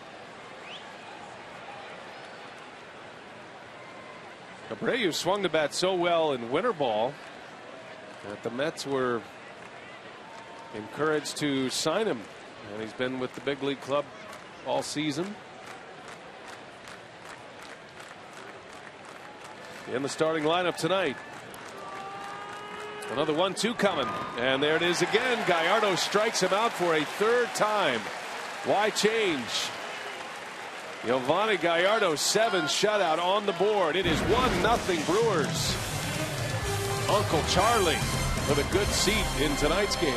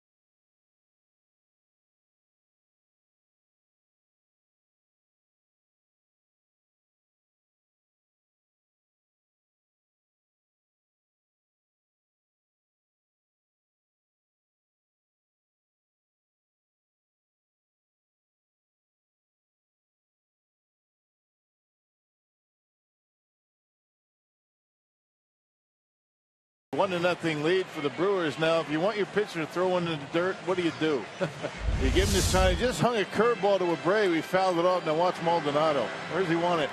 Yep, right there. That's awesome. And that's where he put it. Well done, Martin Maldonado. How about that? Yep, and he blocks it. Throw it right there, and he threw it right there. You know, when your pitcher is having a game like this, sometimes the catcher doesn't get a whole lot of credit, but you have to give a lot to Maldonado. He's very animated. Pitchers always talk about how, and the same for Lucroy, but these two catchers the Brewers have are in it with you. That's what the pitchers say about them, and that's a good feeling on the mound, whether they're pitching well or whether they're struggling. They're together. They're connected. And they wear it when a guy doesn't have a good outing. They take it personally. All good catchers do. And Maldonado rolls over one to third base. David Wright will make the play. One gone. Well, you can have an impact on the game behind the plate regardless of what you do at the plate. And the Brewers found themselves a good one in Maldonado in a backup.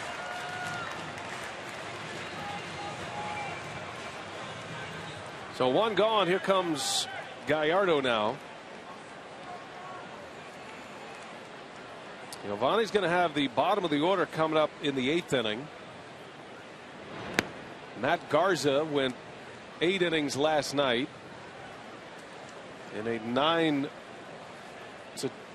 final score. Gallardo a chance to go 8 tonight. Giovanni has retired 12 in a row on the mound.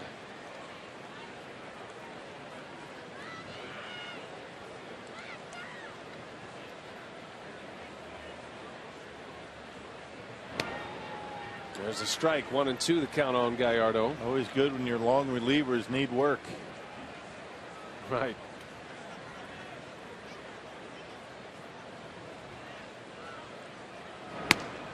And down he goes. So Wheeler hits the edge with a fastball. That's his 9th strikeout. That's one off a season high for him. Hey, join the Brewers at Miller Coors for craft brews at the ballpark. That's Friday, August 8th, and sent with a variety of specialty beers prior to the Brewers showdown with the Dodgers. Plus, all guests will get a souvenir Brewers pint glass. Register today at brewers.com/special events. Splash if you want. Special events. I'm all right. Gomez into right center.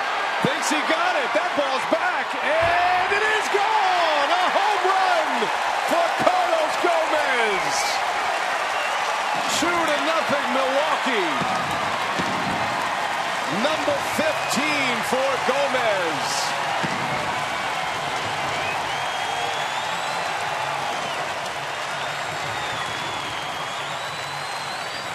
From the time it left his bat, he knew it was out. Problem was, Juan Lagares almost pulled that one back.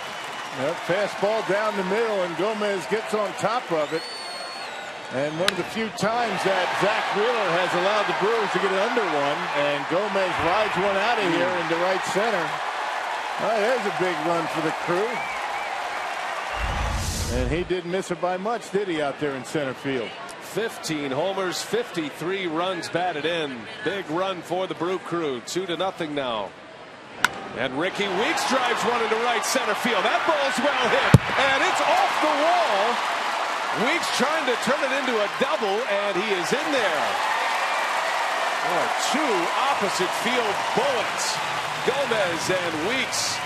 And the Brewers in business here with 2 outs. Boy, did you hear the thud off of that padding out there in the wall? Wow.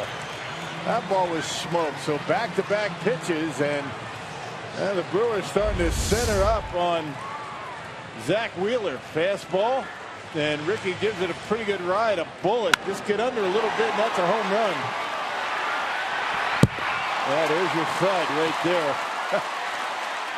That ball was smoked. Was it ever? And that's going to do it for Zach Wheeler. So Wheeler will exit down 2-0, and a man on. We'll take a break.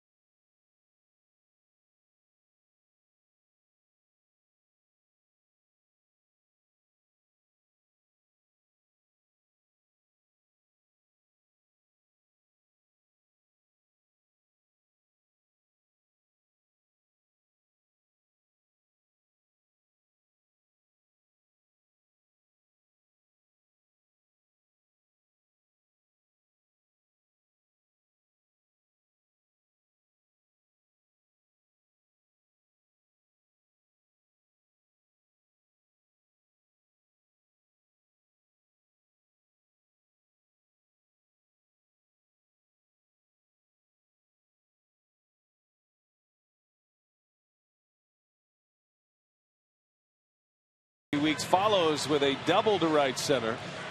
And a pitching change for the Mets. How about Carlos Gomez in our Southwest Airlines non-stoppable play? Home run number 15 of the year. He came in with the 9th best batting average in the league. And 2 hits tonight. And that one gives the Brewers a little insurance. Got a little extension on that swing. Watch this. High finish.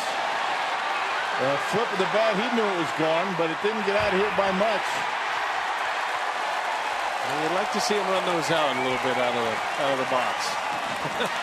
I mean, if it lands up in the Toyota territory, that's one thing, but that almost was caught by Lagares. If it went off the wall, he still would have ended up at third base. Probably. There's Vic Black. He's only given up 5 earned runs in 22 in the 3rd innings since coming up at the end of May. This guy's been pretty good. A 2.01 earned run average. And has to deal with Ryan Braun with 2 outs. Another big arm out of that Mets bullpen. They have some flamethrowers in their pen late in games. Black, Familia, Mejia, their closer. RBI chance here for Ryan Braun. A big one. Ryan's 0 for 3 tonight. He's got Weeks at second with 2 outs. And it's a ball and a strike. Just about every one of these right-handers for the Mets has big velocity. 95. Some guys coming out there 98 miles an hour. Saw Vic Black in New York. Looked pretty good. Zach Wheeler exits 6 2/3 innings. Right now 2 runs, 1 earned. Walked a couple, had 9 Ks.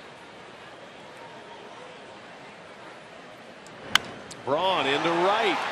Back is Granderson. And he'll have room to make the play for the out. Inning over. Braun just missed it. Carlos Gomez didn't miss it. Gomez, his 2nd hit of the night. He goes deep to give the Brewers a 2-run lead as we head to the 8th.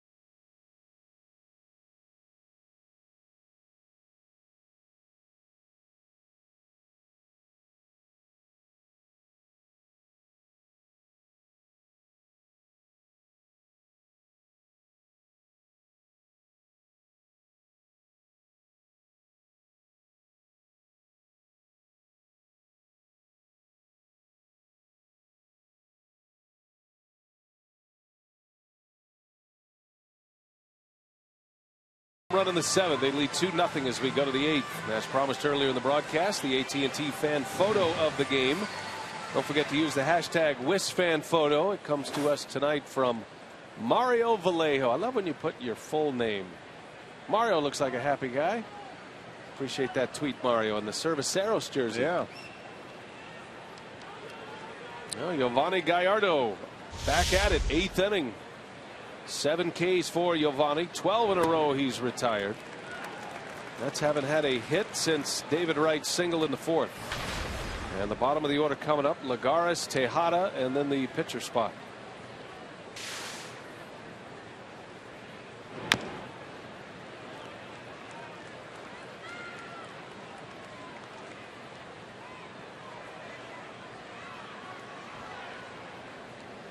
Final numbers on Zach Wheeler: 6 2/3, 3 hits allowed, 2 runs, 1 earned, 2 walks, 9 strikeouts. So his stretch of good starts continues. Little half swing, and he goes. Lagares cannot check his swing, and he is out on strikes. Number 8 for Gallardo. And another strikeout on the curveball for Yo. Keeping it down, hadn't made any mistakes with that pitch tonight. And the Mets have been chasing that one all night, that curveball in the dirt. Not able to hold up.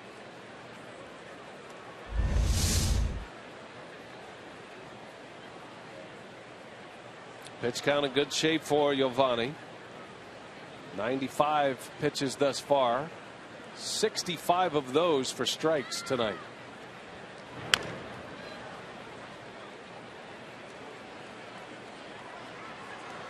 Ruben Tejada is 0 for 2.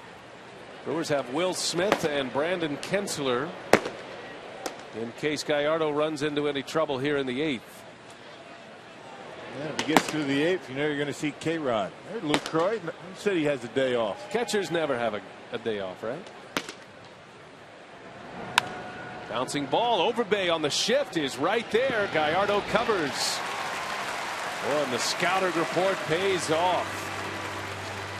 Tejada felt like he had a sure hit right there when it left the bat. 2 up and 2 down. Speaking of the bullpen, we haven't seen them tonight. They've been quiet the last 2 days, but our Marshfield Clinic leaders in relief. The Brewers have the 2nd fewest walks in their bullpen ranks, behind only the Giants, who will be here at Miller Park on the next homestand. Man, can't come in walking batters when you are coming in late in the ball game. Men on base. Brewers bullpen pounding the strike zone all year this year. Here's Eric Campbell pinch hitting. 2 outs in the inning.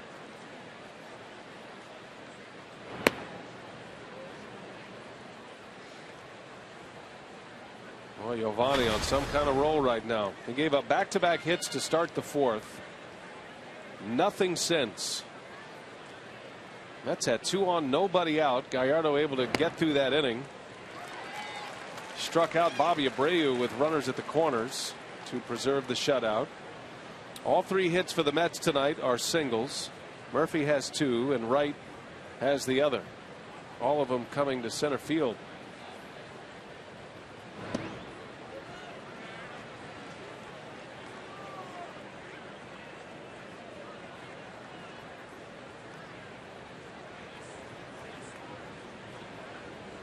Pretty efficient tonight from Giovanni Gallardo, including that 9-pitch first inning to get him started against a team that scores a lot of runs in the first inning, the Mets.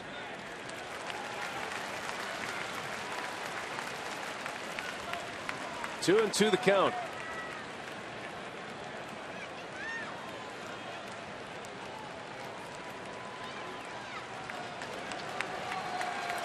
Crowd wants a strikeout. The pinch hitter, Eric Campbell. And a bouncer off the glove of Gallardo. Weeks trying to recover the throw, and it is in time. And we might have a challenge here. Campbell thought he was safe. Collins will take the stroll out to first base.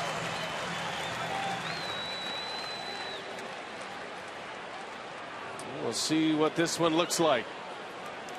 The new age of baseball replay, so they will go to a challenge, and this will be a great look at it. See, wow, pretty close, huh? Very close. But remember, the ball has to be to the back of the glove, has to be in contact with leather, and these cameras we have these days allow you to take it frame by frame in that regard. And everything close these days. I mean, you're going to go to the replay, or at least go out there and take a look at it.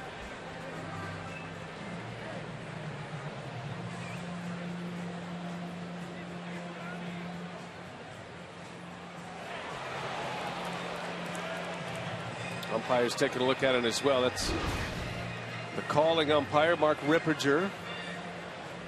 I'll tell you, it's pretty close. This is the best look at it right here.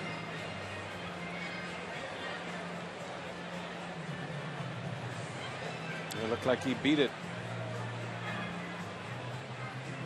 Crew chief Kerwin Danley, and safe is the call. So the call overturned on the challenge. And this is tough duty. This might be an opportunity for Ron Rennie to go out there and get Giovanni here. I mean, he thought he was out of the inning. Going in there, and good move by Ron Rennie. I agree with this one. Yeah, go get Will Smith. You got a couple of left-handers coming up.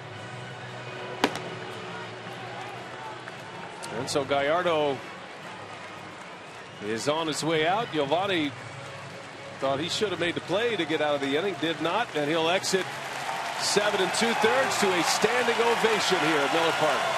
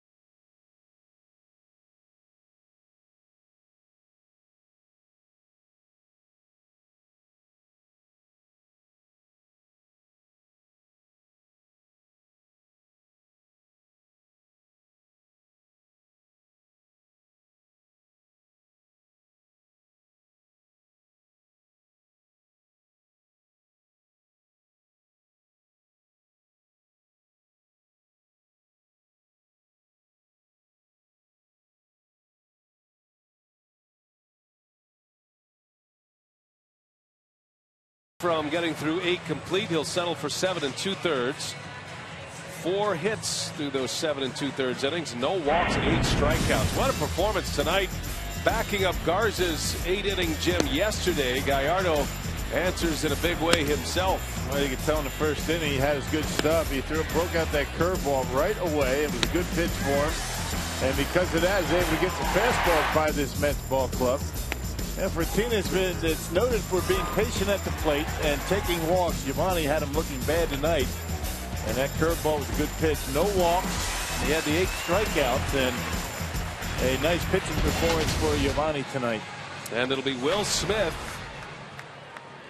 to face Curtis Granderson at the top of the Mets order. A couple of lefties coming up in Granderson and Murphy. And a 2-0 Brewer lead. Gomez went deep last inning to give him a 2-0 lead. And Smith will try to finish off this inning. Got some power at the plate in Granderson. Yeah, Smith last pitched on Wednesday against the Reds, tossed a scoreless inning.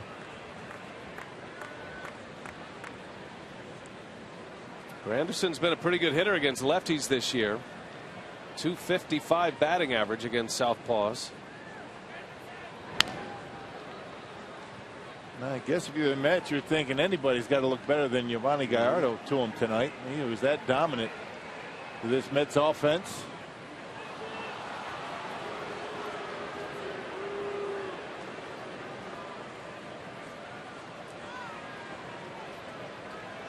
One ball, 1 strike, 2 outs in the 8th. Tying run at the plate, and a big swing and a miss. There's that nasty slider from Will Smith. When he puts it there, he gets a lot of strikeouts, especially with lefties at the plate. That's a very late, sharp break to it. He's also got the curveball that'll throw, but that's a slider. And more times than not, he'll get a swing on that.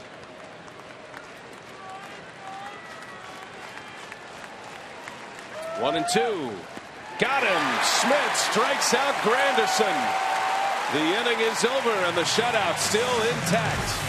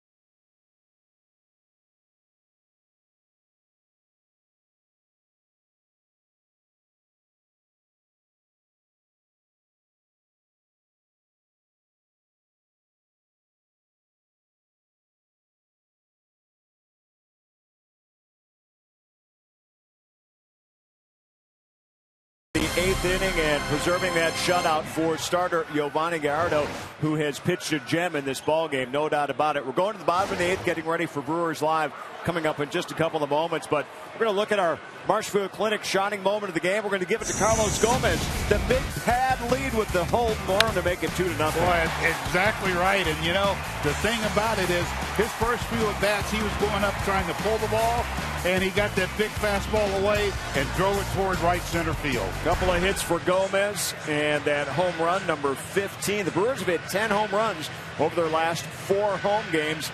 Gomez all smiles, got to finish it off, though. Brewers Live on the way with full post-game reaction. Brian? Gomez chirping away over in that Brewers dugout.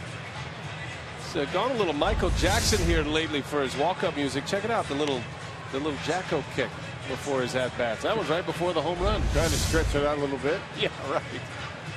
I'm sure that's what he was doing. Of course. What else could it be? Well, maybe next he'll just break into a moonwalk after that. And yeah. Not even Gomez would go there, I don't think. 2-0 Brewers. We head to the bottom of the eighth, and it'll be Carlos Torres out of the Mets bullpen. Yeah, another guy has some pretty good numbers. 44 games so far this year. Look at it. 60 in the third innings. He leads all major league relievers in innings pitched. This guy works a lot. Got a number of multi-inning appearances out of that Mets bullpen this year. Aramis Ramirez will start it off. First ball swinging. Fouls it away. At the plate, presented by Wendy's. Ramirez drove in the first run of the game. If you want to say drove in. That run scored on a fielder's choice. Ramirez hustling down the line. That was after a costly error by Murphy. And the Brewers finally scored. Zach Wheeler had his defense let him down a little bit here tonight. Sitting on the loss right now. Gallardo with a 4-hitter, 7 2/3 shutout. Wheeler gave up 2 runs, 1 earned. Ramirez drove in the run in the 6th. Gomez with the home run in the 7th. Checking the scores, the Nationals finished off the Reds. Cincinnati's lost 7 straight. They're back at 500 now. 51-51. 4-1 final in that game. Told you about the Cardinals losing earlier to the Cubs. That was a comeback win for Chicago at Wrigley. 7-6 the final in that one. Pittsburgh is still trailing. They've got a good one in Colorado. You don't see many 1-0 games at Coors Field. But that's where they are. Rockies lead the Pirates 1-0 going to the bottom of the 7th.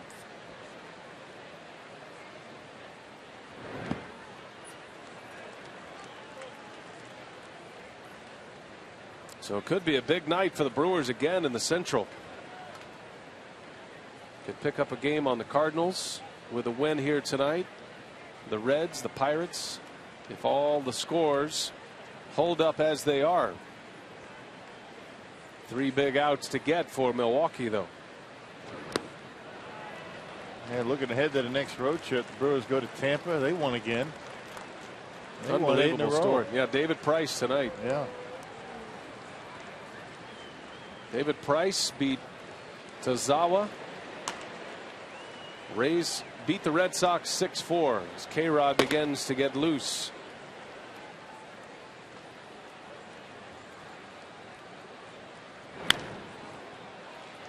I think the best thing that might have happened to the Brewers is the Rays playing so well, getting back into that race, and at this point not trading away David Price. I think the Cardinals were, at least all the reports I've heard, and just looking at what the Cardinals were willing to offer, one of the front runners to get Price. But there's no way the Rays are going to trade him now. They're in it.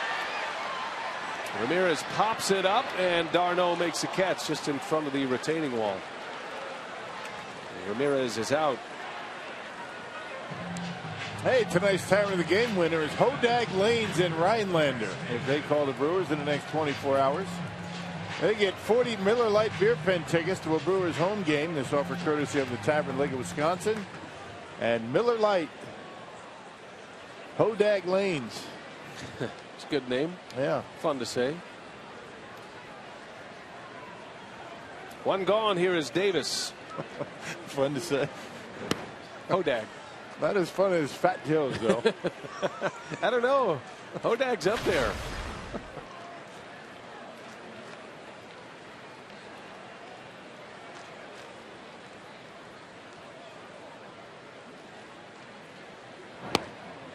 Speaking of trades and the Cardinals, Derek Gould, reporter for the St. Louis Cardinals, is reporting that Cardinals are about to acquire or sign A.J. Pierzynski, who was released by Boston. A little help in that catching department with Yadier Molina out.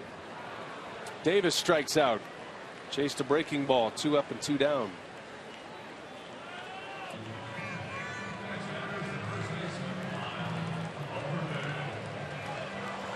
Well, Boston thought they were in it last weekend after they won Sunday. Felt like they were in a position for a comeback, but then they lost 3 out of 4 in Toronto, and they lost tonight to the Rays. So I wonder how many Red Sox will be on the block.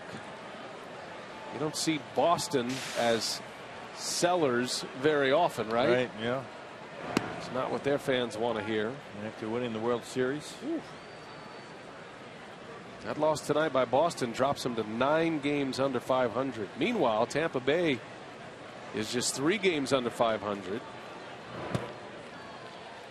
Joe Madden said after their win in St. Louis the other night that put them to within 4 of 500, said we're the best team in the American League. And they're believing. Might be right. Looks like the Brewers are going to see David Price if he stays with the Rays. Now, Price went 8 innings tonight. Wednesday. Yeah, he'd be up Wednesday afternoon. That would be the finale of that series. Brewers are going to St. Pete.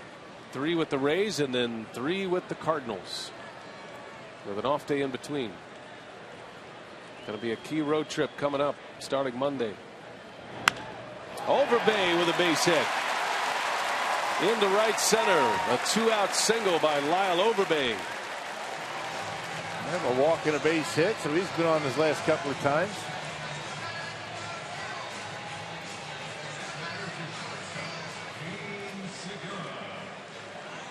The Brewers could use some runs here. They're up 2-0. Mets have the heart of their order coming up with Murphy and Wright and Duda.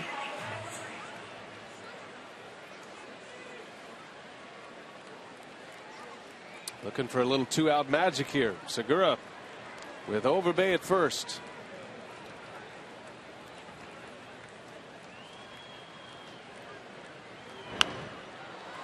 And he popped him up. Shallow right. Granderson will make the catch. Inning is over. And here we go to the 9th. Frankie Rodriguez coming on for a save opportunity.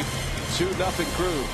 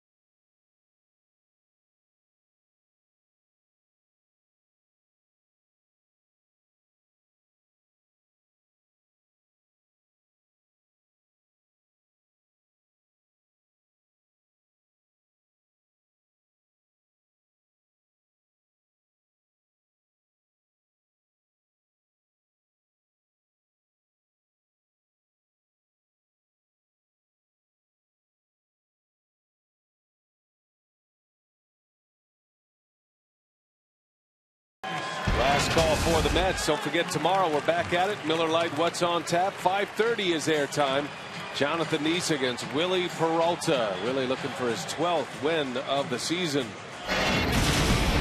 Well, our game summary, Giovanni Gallardo, the big story tonight. He was sharp. 7 2/3 scoreless innings for Gallardo. No walks, 8 strikeouts. He gave up just 4 hits. All of those hits were singles, the last of which was an infield hit. And Rock, this was a big home run by Gomez, giving the Brewers a 2-0 lead as we open this 9th inning. A little bit of a breather as we head into the late innings. And Gomez taking one to the opposite field. When the Brewers hit home runs, they win games. And Francisco Rodriguez looking for save number 30 this year. K-Rod last pitched on Tuesday against Cincinnati and got his 4th win of the season. Remember, he came in the 9th inning in a tie game, and then Lucroy hit the home run to win it. So K-Rod will face Daniel Murphy to start this inning. And he starts it by lining one to left. That'll go for extra bases. Murphy into second with a leadoff double against the former Met, Frankie Rodriguez. And now the tying run will bat, and you've got some power coming up with the Mets. Well, it's been a good day at the plate for Daniel Murphy. Not so much in the field. His 3 hits now. This one a slice job out in the left field to lead off the 9th. Well, now that home run by Gomez looming large. Brewers not concerned about Murphy at second base. David Wright against his former teammate, 2 for 7.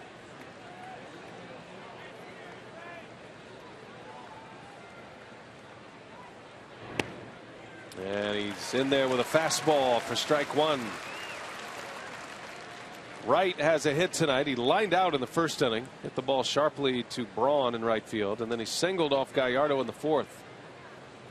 That was the inning. The Mets had 2 on with nobody out and could not score. Gallardo able to get through that mess in the 4th.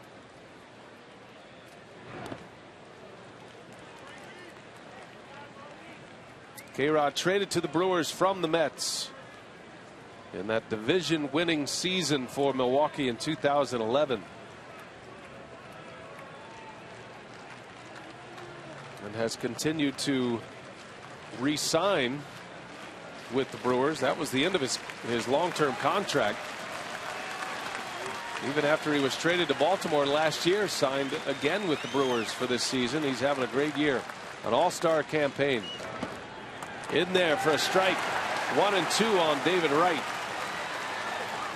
Well, got ahead with a fastball in the outside corner, then dropped the curveball on him that time.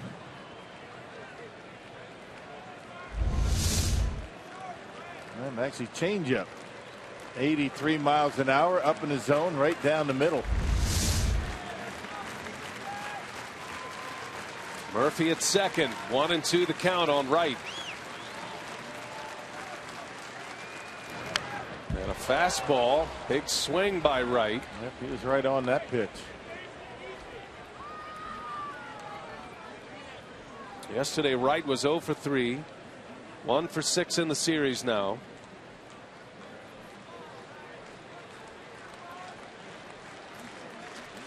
He only has 8 home runs, but this is a guy who had back-to-back years of 30+. He is a major power threat, regardless of what the numbers show. The 1-2, and Wright lays off. Tough breaking ball. Good block back there by Maldonado. And now we're even at 2-2.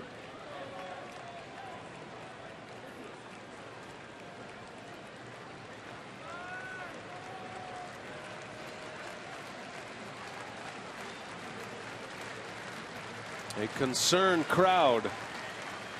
Over 33,000 at Miller Park with the leadoff man aboard. 2-2 pitch lined into left field, a base hit. Murphy around third, and he will score. David Wright with an RBI single. And the Mets are within a run. Back-to-back hits to start the 9th. They went down and got that change up that time, and that's why you see Frankie throw the fastball from time to time with 2 strikes, thinking these guys are looking change up.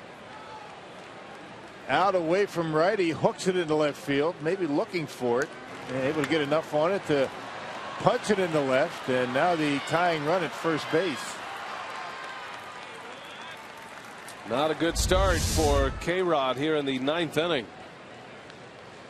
And now the Mets' best power threat, Lucas Duda, at the plate, representing the go-ahead run. 2-1 Crew. And Duda launches one, and the Mets are going to take the lead here in the 9th inning. Well, you could feel it coming. 3 straight hits just like that. New York is on top, 3-2 on Duda's 17th home run of the season. Yeah, that didn't take long, did it? 8 pitches. A double, a single, and a home run. And K-Rod with a fastball right down the middle of the plate, and Duda didn't miss it. And the Brewers are behind 3-2. Goodness.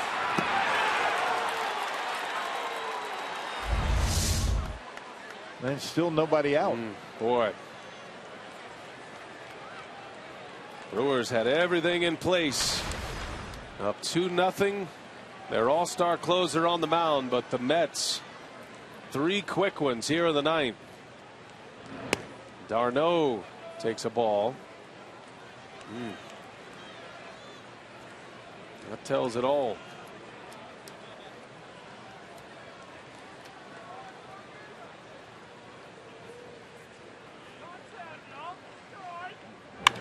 And a base hit. d'Arnaud, a single.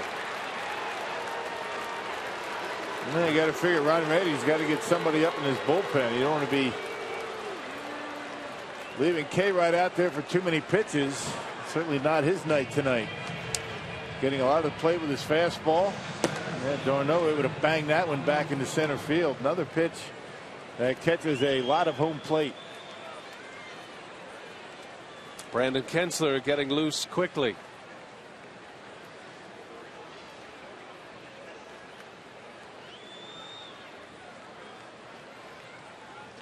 Three runs in, 4 straight hits in the 9th. Here's Bobby Abreu.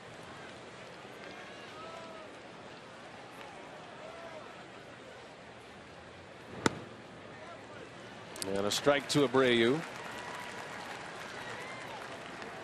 That's how quickly it can turn around. I mean, what a game it has been for the Brewers all night long. Yovani Gallardo, and then all of a sudden, in a matter of 3 batters, Mets able to take a 3-2 lead. goodness. Yeah, 8 pitches. And it turns around quickly. 4th blown save of the year for Frankie Rodriguez. Now just trying to get things back in order here in the 9th. Get the Brewers to the dugout, down a run. The Brewers will have Maldonado, the pitcher spot, and then Gomez coming up. Henry Mejia, outstanding closer of the Mets, getting ready for a save chance.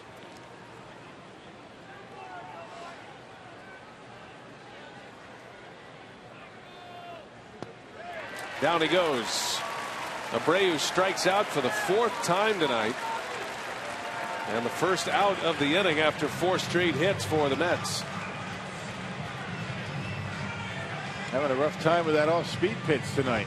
The Gallardo curveball and now the Francisco Rodriguez changeup.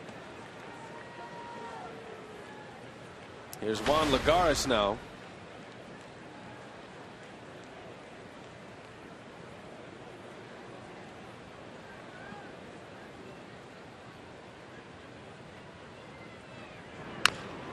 Bouncer to Ramirez. Out at second. Safe at first. Lagares reaches on a fielder's choice. That'll keep the inning alive for shortstop Ruben Tejada. A couple of times the Brewers not able to turn the double play. Baseball's not hit hard enough. That turn 2. K-Rod's starting to get that pitch down in the strike zone a little bit.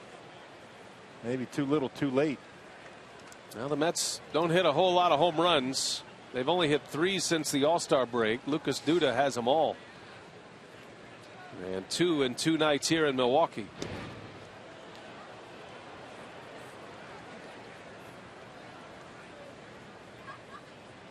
Wright with an RBI single after the Murphy double. Duda with a 2-run homer. 2 outs. Lagares at first. Tejada takes a strike. Colorado has added to their lead over Pittsburgh. It's now 6-0 Rockies in the bottom of the 7th inning.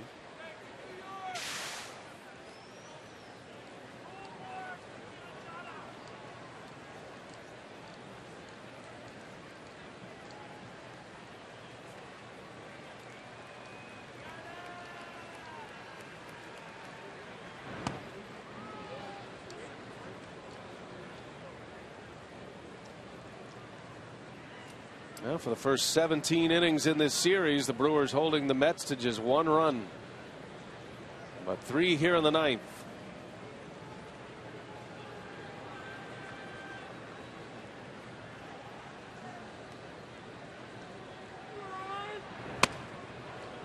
Tough break for Gallardo tonight as well.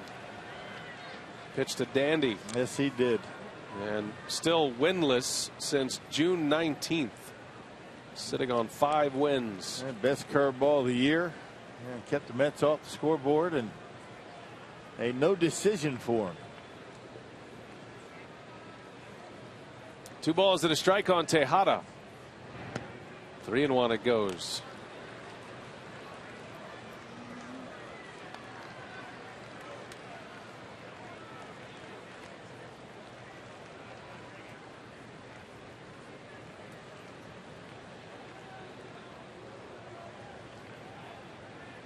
Well, the Brewers are going to get to the top of their order in the 9th. See if they got a little more Miller Park magic in them. Already had 1 walk-off home run during this homestand. Luke Croy's game winner Tuesday night against Cincinnati. Gomez due up 3rd. Get this final out and a bloop and a blast. Everybody goes home happy.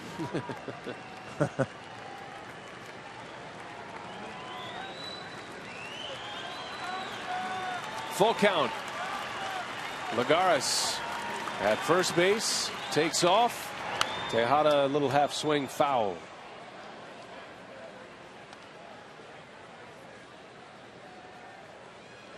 Well, every blown save stings for a closer, but for Frankie Rodriguez to blow a save against the team that traded him away, the Mets, has to add a little something extra to it.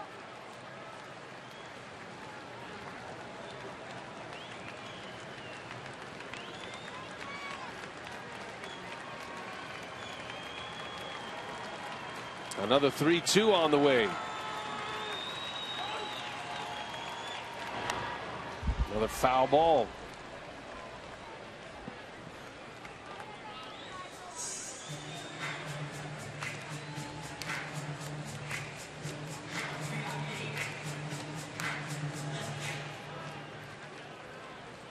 Tejada hitless tonight. Mets had 4 hits in the first 8 innings. They had 4 hits to start this 9th inning. 3 runs on 8 hits, 2 errors tonight for the Mets. Another 3-2 and another foul. Long at bat, Ruben Tejada.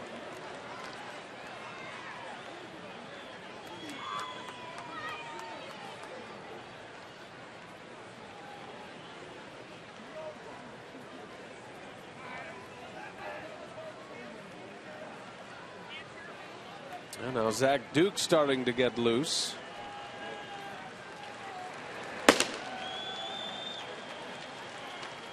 Just in case this gets back to the top of the order.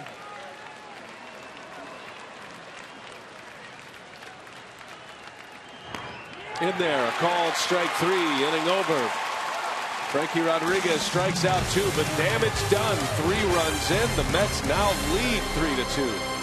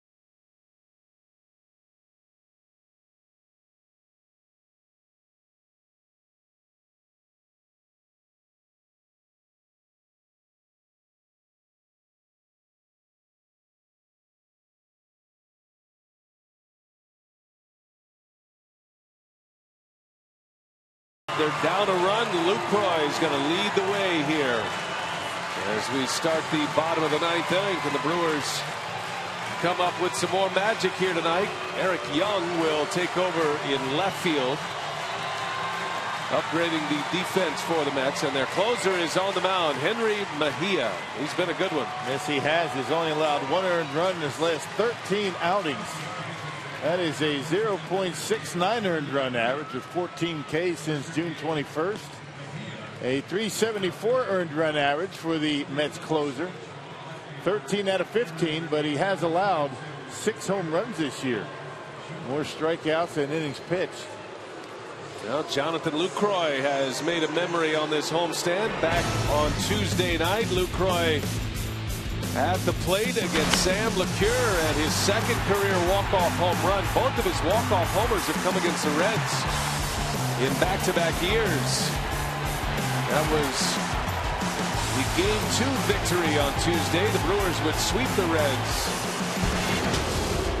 And Lucroy, getting a night off from behind the plate, will step into a big spot here in the 9th.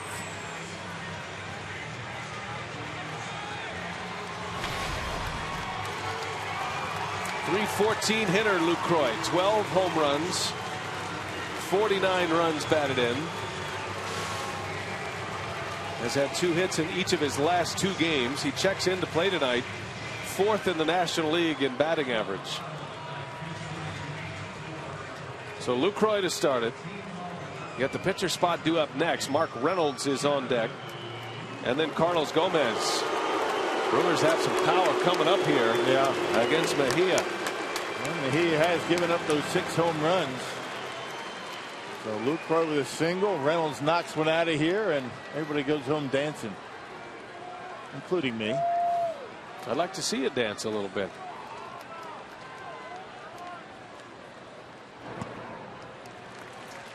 Well, this Mets bullpen has been terrific with Mejia closing. Jeurys Familia setting up typically. Haven't seen him yet in this series. Mejia's given up just 1 earned run in his last 13 innings. And those 6 saves. There's a strike.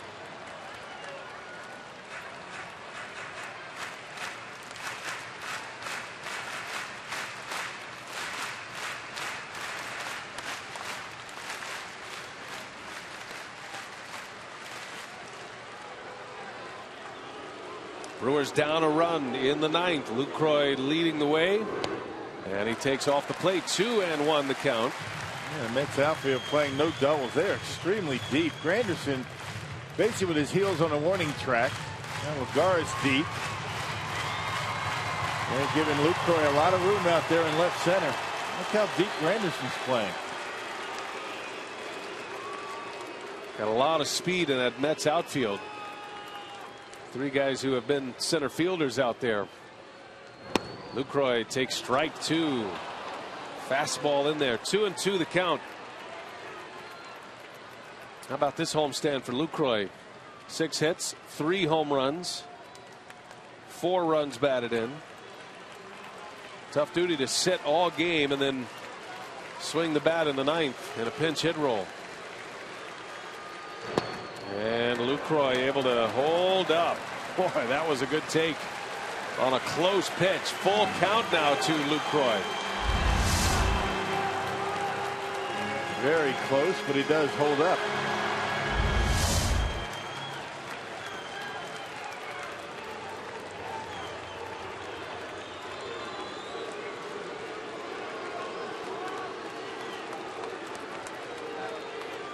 Payoff coming. Lucroy takes ball 4. A pinch hit walk to lead off the 9th, and the tying run is aboard.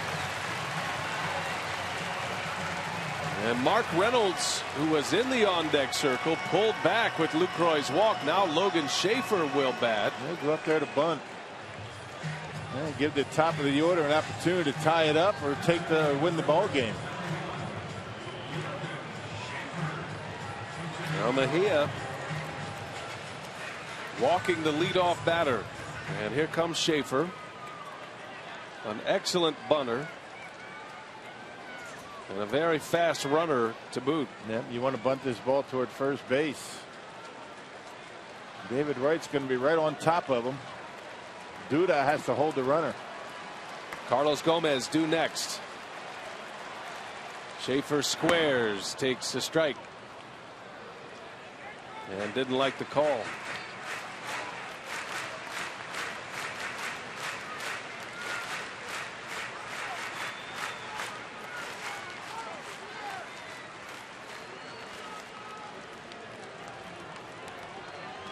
Schaefer has 3 sacrifice bunts this year.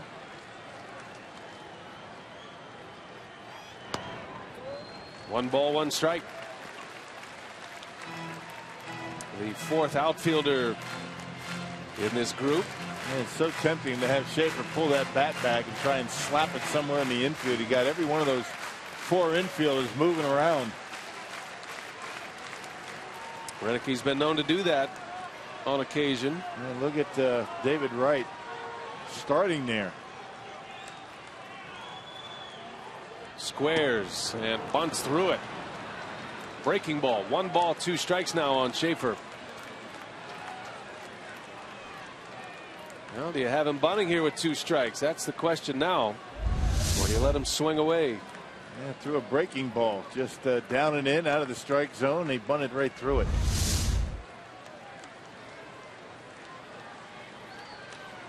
We'll see what the call is. David Wright still thinking a bunt is in order. And he does square, and he bunts it foul. Schaefer strikes out. Yeah, can't do that. So there's the first out of the inning. Schaefer trying to advance Lucroy.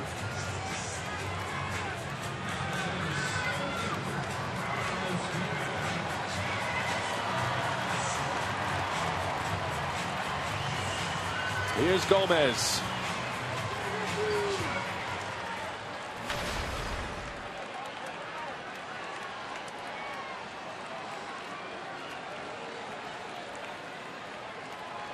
Now the Mets get 3 against a former Met in K-Rod, and a former Met could win the game with a long ball here. Gomez homered his last time up to give the Brewers a 2-0 lead. And down the right field line, Granderson playing very deep, slicing foul right off the end of the bat. And protecting against a double. Double's the only thing that's going to score Lucroy. And this is what Carlos did his last time up on Zach Wheeler, taking a fastball outer half and driving it out of here to right center, giving the Brewers a 2-0 lead at that point. That was a 7th inning home run.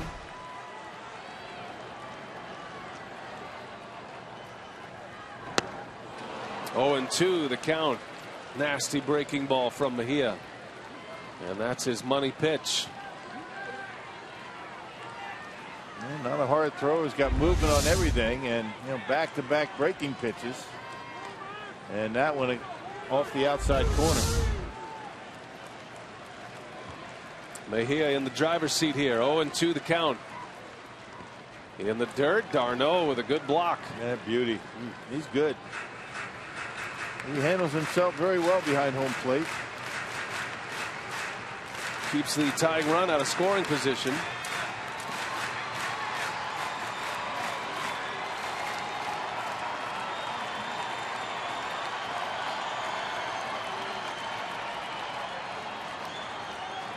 Brewers down a run. Gomez with 1 out.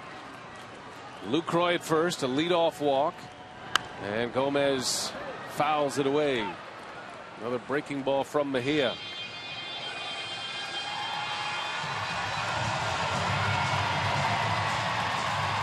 Ricky Weeks would be next.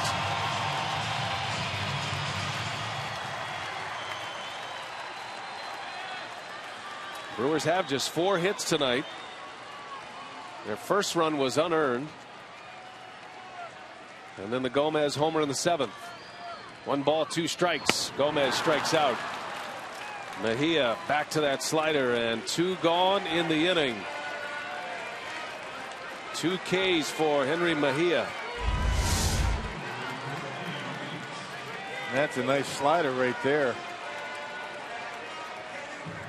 And a little bit off the outside corner, too close to take. Gomez tried to pull it. Came up empty. Brewers down to their last out. Weeks doubled his last time up. He followed that Gomez homer with a bullet off the right center field wall. He's 1 for 2 tonight. Was hit by a pitch. He's walked and scored, and he's doubled. Gets ahead of him with a fastball.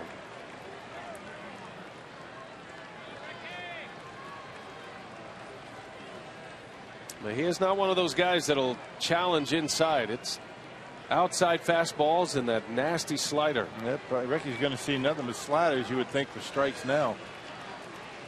Unless he can lay off those pitches that are off the plate.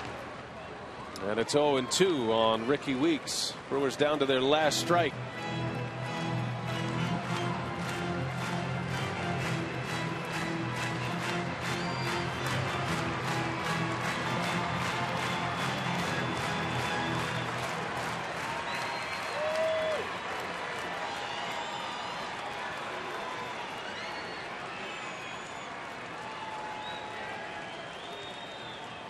Mejia 0-2 on Weeks. And Ricky stays alive. Came back with a fastball that time. Count remains at 0-2. He got a little bit on that fastball, 94 miles an hour to go with the slider. Enough to keep you honest. Getting started with a walk. Lucroy walked on a 3-2 pitch. Lucroy pinch hitting.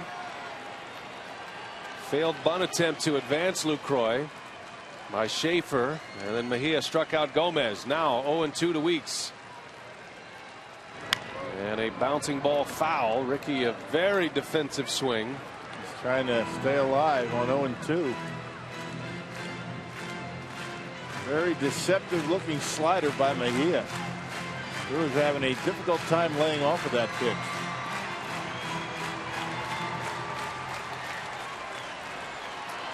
Mets got an RBI from David Wright and a 2-run homer from Lucas Duda in the 9th to take the lead. Another 0-2 coming, and Weeks strikes out. The ball game is over, and the Mets win. They snatch them back tonight for Terry Collins and the Mets. Down 2-0 to start the 9th. They get 4 straight hits, and the big blow, the 2-run home run by Lucas Duda. Not a nice game until that 9th inning. I mean, Yvonne Gallardo pitched extremely well. Defense, one of those old-fashioned pitchers duels until the Mets erupted in the 9th inning. Tough loss for the Brewers. They're going to have to come back strong tomorrow. Game 3 tomorrow with Willie Peralta on the mound. It's time for Brewers Live. We send it out to Craig Kashaw. Craig? All right, Brian, thanks very much. We're going to get inside the Brewer clubhouse. As great as that walk-off win was the other day, as disappointing as this one's going to turn out to be for this club as well. We'll also look ahead to Game 3 coming up.